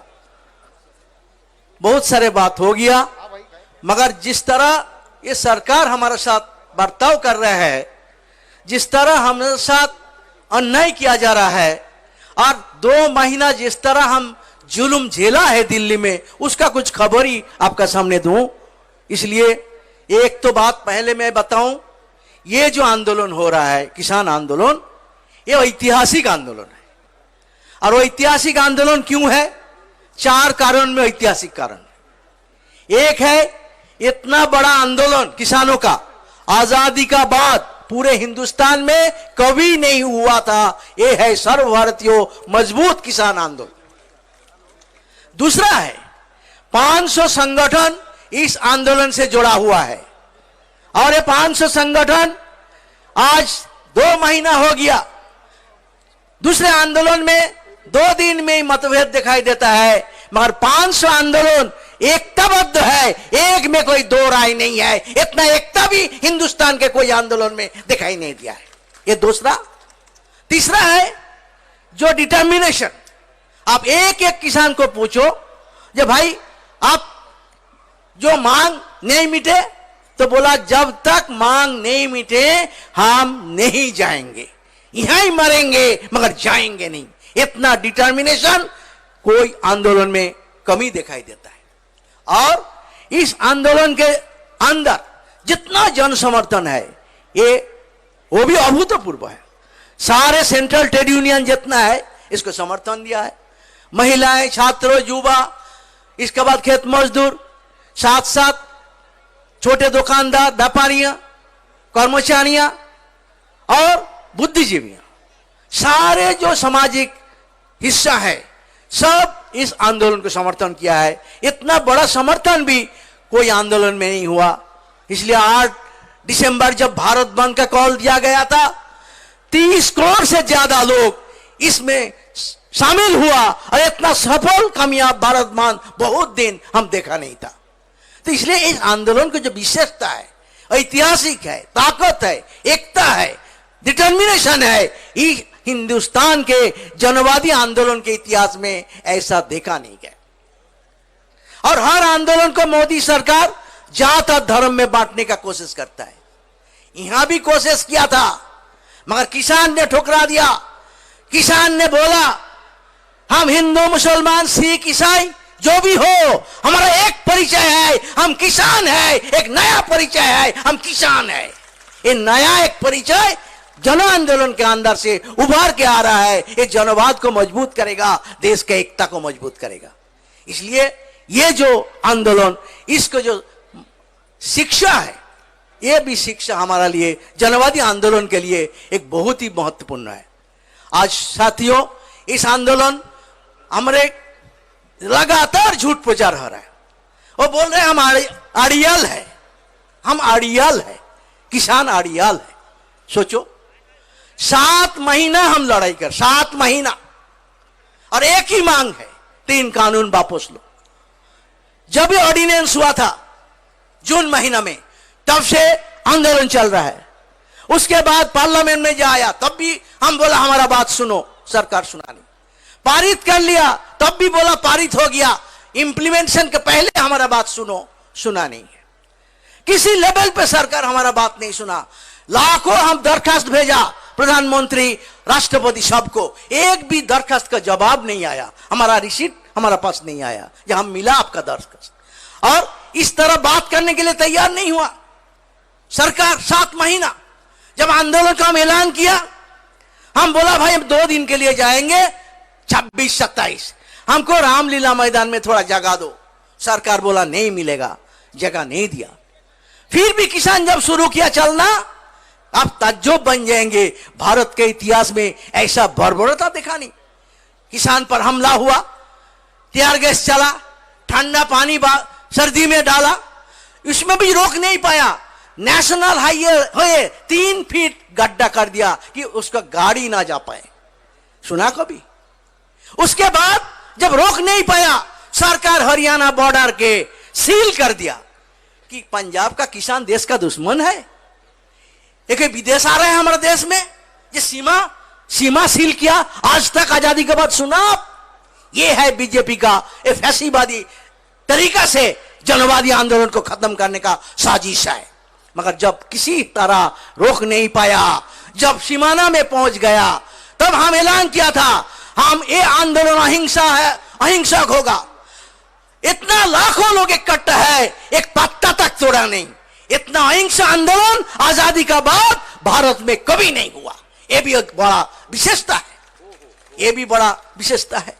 जब कुछ नहीं कर पाया सरकार, तब क्या किया, हम बोला जब ना जाने नहीं देंगे, अब जहां रुकेंगे बैठ जाओ। 5 राष्ट्रीय राजमार्ग पकड़ के हम चारों ओर से आ रहा था, रोक दिया दिल्ली का बॉर्डर में, हम बैठ गया। एक जगह में 60,000 70,000 किसान बैठ गए।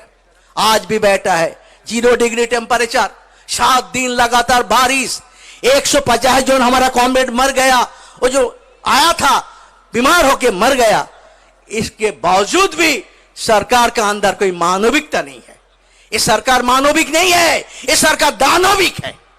मानविक होता तो मानव का दुख दर्द देख के, अपना प्रजा को दुख दर्द देख के सरकार आगे बढ़ के इसको सुलझा लेता।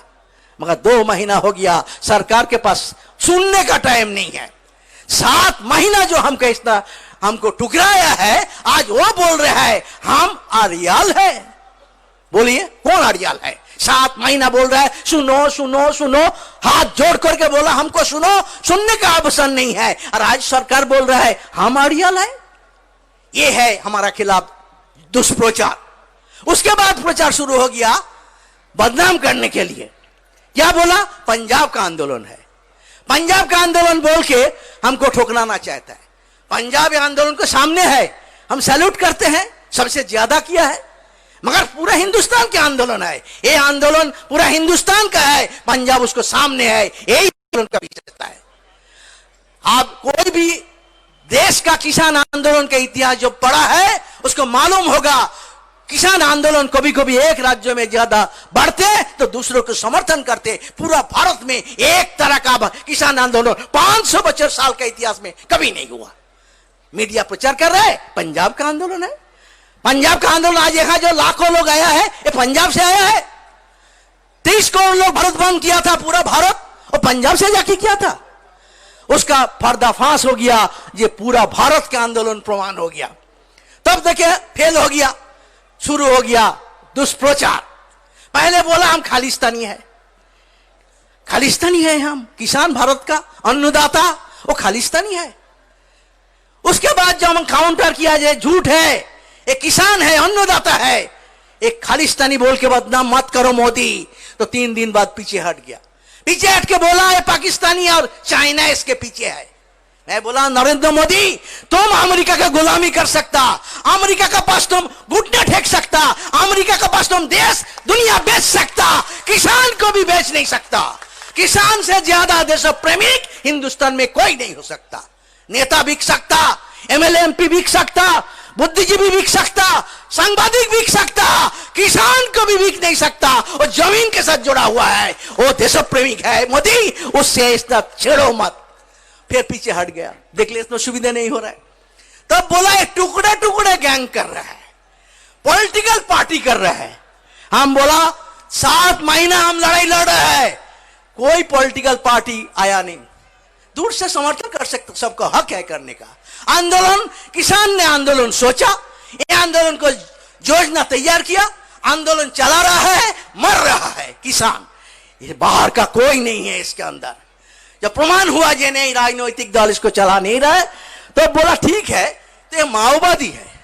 माओवादी हो गया, कभी खालिस्तानी, कभी माओवादी, कभी चीन पाकिस्तान का दलाल।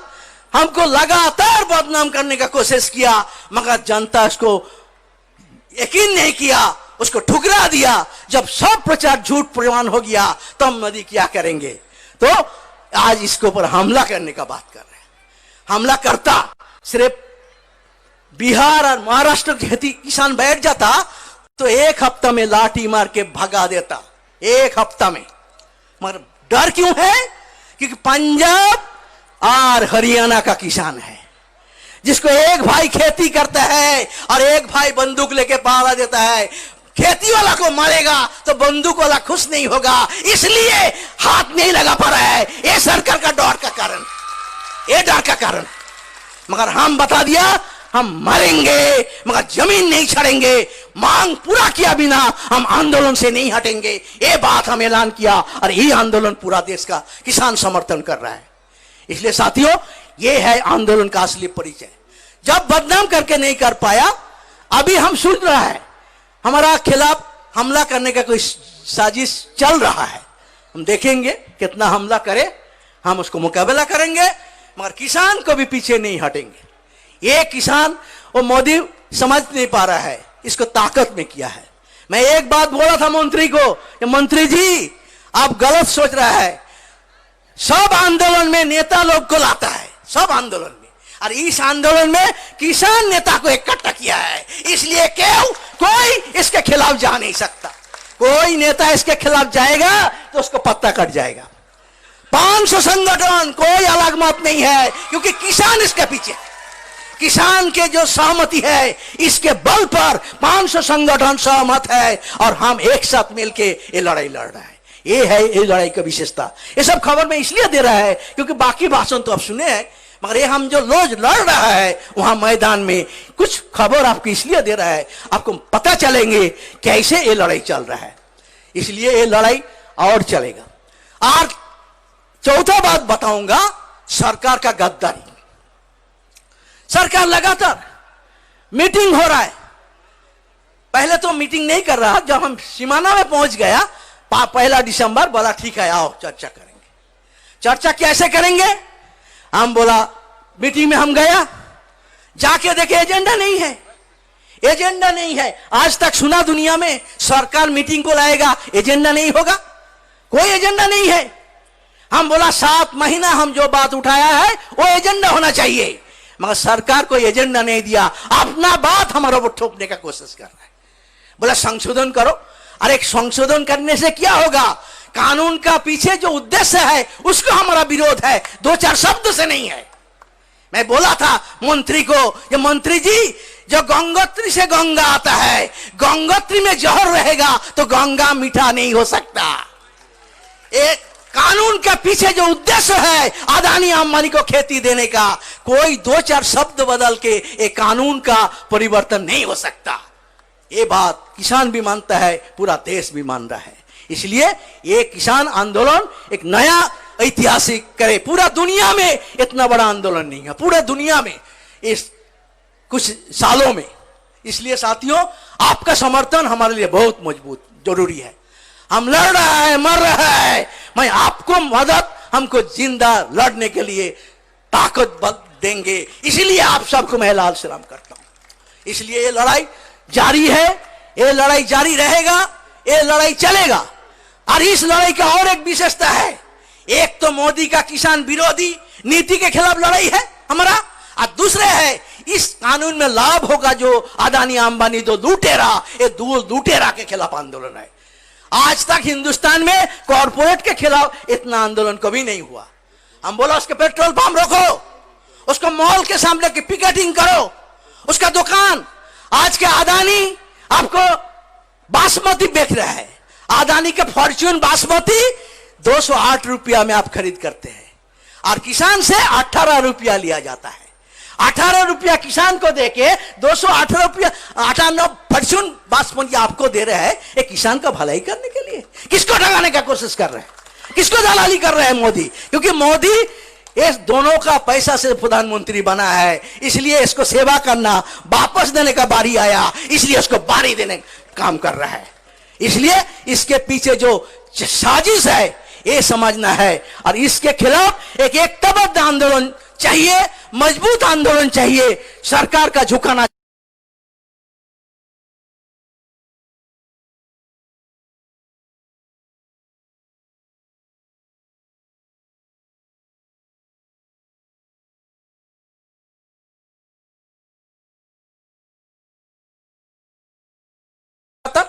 उसके बाद एक दिन आ गया, छोटा मंत्री के छोड़ के बड़ा मंत्री आ गया, वो है अमित शाह। हम लोग सोचा छोटा मंत्री कर नहीं पाया, शायद बड़ा मंत्री कुछ करेगा, बड़ापन दिखाएगा। मगर वो क्या किया, 2 घंटा बैठे रहे और छोटा मंत्री जो था, जर्नलिस्ट पूछा था क्या हुआ, मैं बोला मुर्गी बैठा रहा,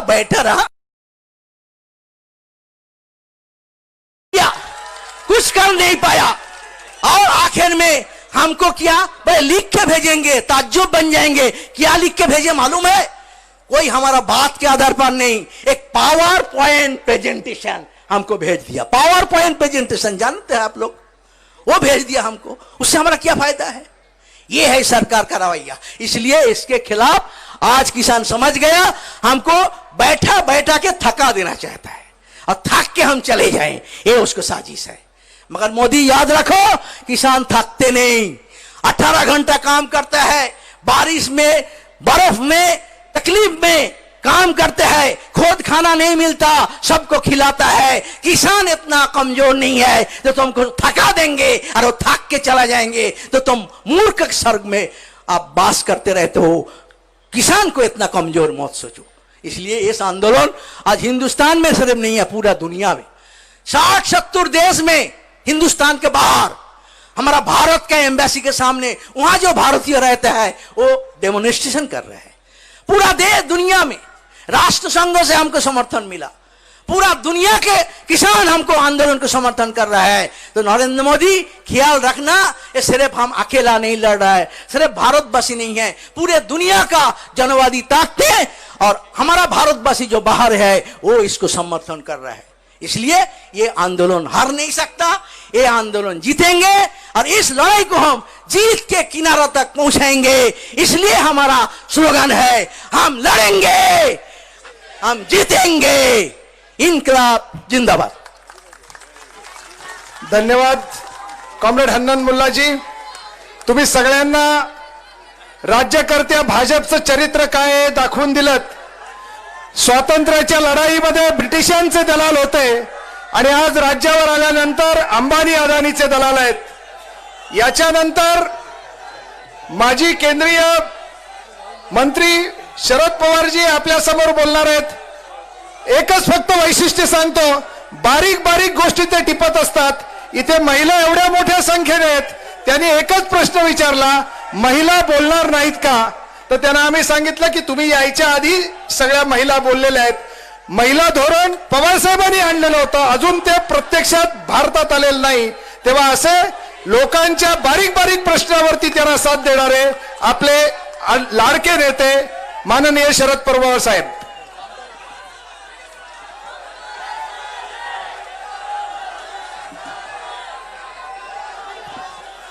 चला आता मला बोलून द्या. सन्माननीय व्यासपीठावरचे सर्व संघटनांचे नेते, महाराष्ट्राच्या कानाकोपऱ्यातून आणि विशेषतः नाशिक, धुळे, नंदुरबार या भागातून अनेक दिवस चालत कष्ट घेत उन्हातानाचा विचार न करता संपूर्ण महाराष्ट्रातल्या शेतकऱ्यांचं म्हणणं मांडण्यासाठी आणि गेले 7 दिवसापेक्षा अधिक दिवस पंजाब, हरियाणा, वेस्टर्न यूपी, राजस्थानचा काही भाग या भागातल्या शेतकऱ्यांनी दिल्लीच्या सीमेवर जे प्रचंड अभूतपूर्व अत्यंत शांततामय असं जे आंदोलन केलं, त्या आंदोलनाला आणि त्या सगळ्या कष्टकरी शेतकऱ्यांना पाठिंबा देण्यासाठी आपण या ठिकाणी एवढ्या मोठ्या संख्येनं उपस्थित राहिला, त्याबद्दल तुम्हा सगळ्यांचं सुरुवातीला मी अभिनंदन करतो. ही मुंबई नगरी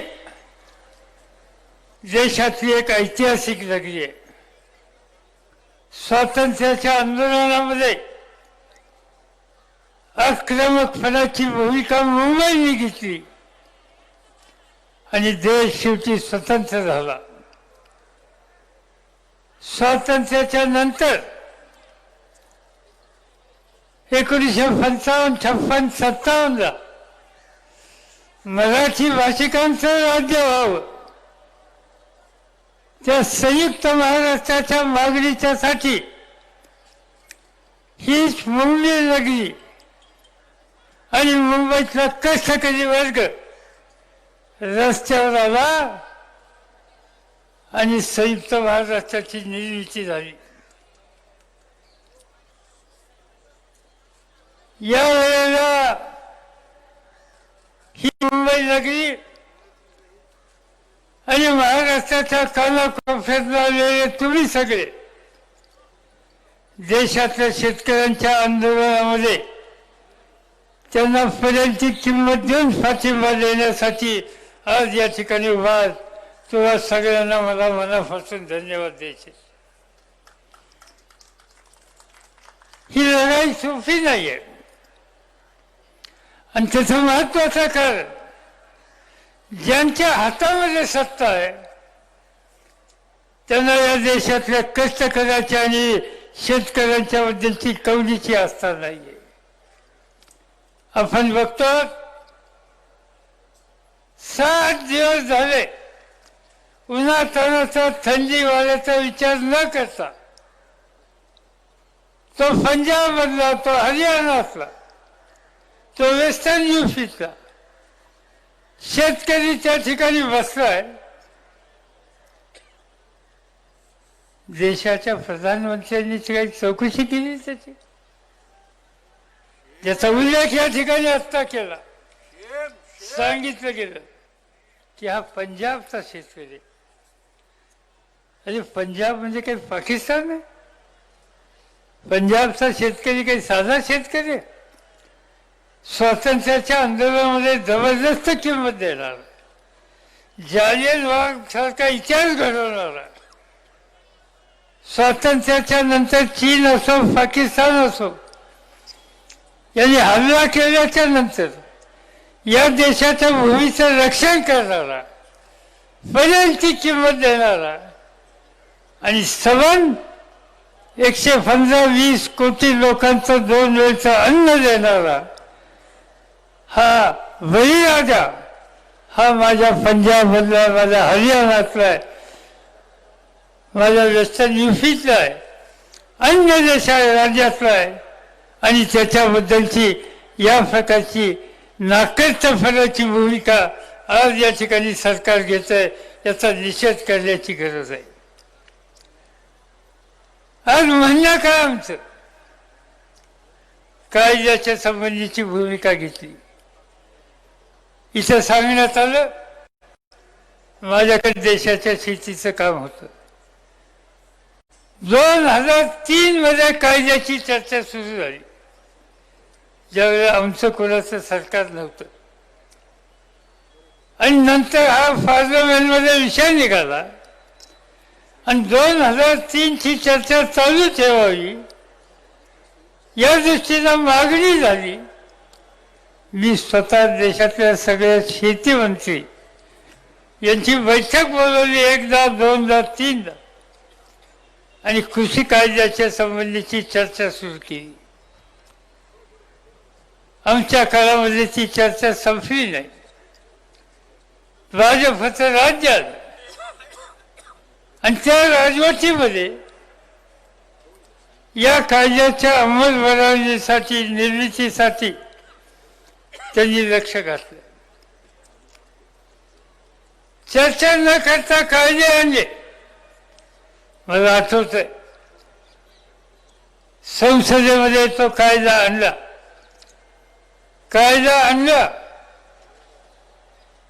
एका दिवसामध्ये, एका अधिवेशनामध्ये एकदम 3 कायदे मांडले आणि सांगितलं हे तिन्हीच्या तिन्ही कायदे आजच्या आज मंजूर झाले पाहिजे. मला आठवतंय गुलाम नबी आझाद विरोधी पक्षाचे नेते आणि अन्य सगळ्या विरोधी पक्षाचे नेते उठले आणि त्यांनी सांगितलं की या कायद्यांची चर्चा आम्हाला करायची, शेतकऱ्यांच्या जीवनावर काही विपरीत परिणाम होत असतील तर आम्ही बघ्याची भूमिका घेऊ शकत नाही आणि ती सविस्तर चर्चा केली पाहिजे. पण सरकारने सांगितलं की हे आजच्या आज तिन्ही कायदे मंजूर केले पाहिजे. शेवटी हे सांगण्यात आलं की या कायद्यांच्यावर सखोल चर्चा करण्यासाठी पार्लमेंटमध्ये स्वतंत्र कमिटी असते, सिलेक्ट कमिटी असते. त्या सिलेक्ट कमिटीकडे हा कायदा पाठवा, शब्दशः त्या ठिकाणी चर्चा होईल आणि सिलेक्ट कमिटीचं मी तुम्हाला अनेक वर्षाचा संसदेचा सभासद म्हणून चालतो की त्या ठिकाणी सगळ्या पक्षाचे लोक असतात. अनेक वेळेला कायद्यांची चर्चा होते. शक्यतो तिथली चर्चा एकमताने होते आणि कायद्यानंतर सहज पास होतात. शेती कायदा या संबंधी हा मार्ग होता, पण केंद्र सरकारने स्वच्छ भूमिका घेतली. चर्चा नाही, कमिटी नाही. हा कायदा आम्ही मानलेला जसाच्या तसा आणि तसाच मानला पाहिजे या प्रकारची भूमिका त्या ठिकाणी घेतली. लोकांनी त्याला विरोध केला आणि चर्चा न करता हे तिन्ही कायदे पास झाले म्हणून जाहीर करून टाकले. हा घटनेचा अपमान आहे. डॉक्टर बाबासाहेब आंबेडकरांनी घटनेला अधिकार दिला. आज लोकशाहीमध्ये, संसदीय लोकशाहीमध्ये आपण पार्लमेंट ठेवलं. कुठलाही कायदा आम्ही घटनेचा विचार न करता त्याची पायमल्ली करून आणि पार्लमेंटची प्रतिष्ठा न ठेवता संसदीय पद्धत उद्ध्वस्त करून आम्ही तो कायदा पास त्या ठिकाणी करायला गेलो तर तो कायदा कदाचित तुम्ही बहुमताच्या जोरावर पास कराल, पण एकदा या देशातला सामान्य माणूस आणि शेतकरी उठल्याच्या नंतर हा तुमचा कायदा तुम्ही मागे घ्या तो घेऊ नका. तो कायदा आणि तुम्ही या दोघांनाही उद्ध्वस्त केल्याशिवाय राहणार नाही आणि त्याची सुरुवात आज या ठिकाणी. आज सबंध रस्त्याने उन्हातानामध्ये तुम्ही चालाल, अनेकांच्या पायाला फोड आहेत, त्याची चिंता नाही केली. तुम्ही चिंता केली शेतकऱ्याच्या भवितव्याची आणि म्हणून तुमच्याशी खेळ करण्याचं काम कुणी करतं तर त्याला एक प्रकारचा धडा शिकवण्याच्या संबंधीची कामगिरी ही आपल्या सगळ्यांना करावी लागणार आहे. आणि म्हणून या कायद्याला आपल्या सगळ्यांचा विरोध ही भूमिका तुम्ही या ठिकाणी मांडली. मला अजूनही सांगणे की या सबंध देशातला शेतकरी म्हणतो हे कायदे तुम्ही रद्द करा, बाजूला ठेवा आणि त्यानंतर काही चर्चा करायची असेल तर त्यासाठी चर्चा करायची तयारी आहे, त्यासाठी बसायची तयारी आहे. कुठल्याही सुधारणा करायची असतील तर त्या सुधारणा करू नका असं कोणी म्हणणार नाही, पण शेतकऱ्याला मूलभूत किमतीचा जो आधार आहे, मिनिमम सपोर्ट प्राईस जो म्हणतो, त्या संबंधीची तरतूद याच्याची तरतूद होणार नाही. उत्पादन खर्चाचा विचार करून त्याच्या मालाची किंमत मिळाली पाहिजे, ती किंमत ठरवली पाहिजे आणि त्याच्या खाली बाजारभाव गेले तर सरकारने खरेदीसाठी त्या ठिकाणी उतरलं पाहिजे, याशिवाय दुसरा पर्याय नाही. आणि हे काम आम्ही लोकांनी केलं. मी स्वतः बघितलंय, 10 वर्ष मी बघितलं अन्नमंत्री म्हणून. पंजाबमधल्या शेतकऱ्यांनी सबंध हिंदुस्थानला फुरेल एवढा गहू दिला, तांदूळ दिला आणि 100% खरेदी करायला सांगितलं. त्यावेळच्या सरकारने, मनमोहन सिंगांनी आम्हाला सांगितलं 100% खरेदी करा. आजचं सरकार 100% खरेदी करायला तयार नाही. आजचं सरकार किमती पडल्याच्या नंतर किमती त्यातलं शेतकऱ्याला वाचवण्याच्यासाठी मार्केटमध्ये उतरायला तयार नाही आणि शेतकऱ्याचं जीवन उद्ध्वस्त करताय. जो शेतकऱ्याचं जीवन उद्ध्वस्त करतो आज त्यांना समाजकारणातून उद्ध्वस्त करण्याची ताकद आमच्यामध्ये आहे, हेच तुम्ही आज या ठिकाणी दाखवलं आणि त्याबद्दल तुम्हा सगळ्यांचं मनपूर्वक मी या ठिकाणी अभिनंदन करतो. मी काय अधिक बोलून आपल्या सगळ्यांचा वेळ घेऊ इच्छित नाही. पुन्हा एकदा तुम्ही सगळ्यांनी जे प्रचंड कष्ट केले, त्याग केला, त्याबद्दल तुम्हाला धन्यवाद देतो. यानंतर मला असं सांगण्यात आलं की आता आपण राज्यपालांना निवेदन देण्याच्यासाठी आलो. मला माहिती नाही, तुम्हाला ठाऊक नाही, महाराष्ट्राच्या इतिहासात आम्हाला असले राज्यपाल भेटले आता काय झालं, आता इथं लाखोच्या संख्येनं लोक येणार आहेत, राज्यपालांना भेटून फक्त निवेदन देणार आहेत. राज्यपाल गेले गोव्याला, त्यांना कंगनाला भेटायला वेळ आहे, पण माझ्या शेतकऱ्याला भेटायला वेळ नाही. आणि त्यामुळे आता हे निवेदन कुठं द्यायचं, काय करायचं याचा विचार करूया. पण राज्याच्या राज्यपालाची ही नैतिक जबाबदारी होती की त्या राज्यातला कष्टकरी अन्नदाता या ठिकाणी फक्त निवेदन देण्यासाठी तुमच्याकडे येतोय. खरं म्हणलं तर त्यांनी सामोरं जायला पाहिजे होतं, पण तेवढी सभ्यता नाही. कमीत कमी राजभवनात तरी बसायला हवं होतं, पण तेही नाही त्यांनी दाखवलं नाही. मी काही त्याबद्दल अधिक बोलू इच्छित नाही. पण पुन्हा एकदा तुम्हा सगळ्यांना मनापासून धन्यवाद देतो आणि माझे 2 शब्द या ठिकाणी संपवतो.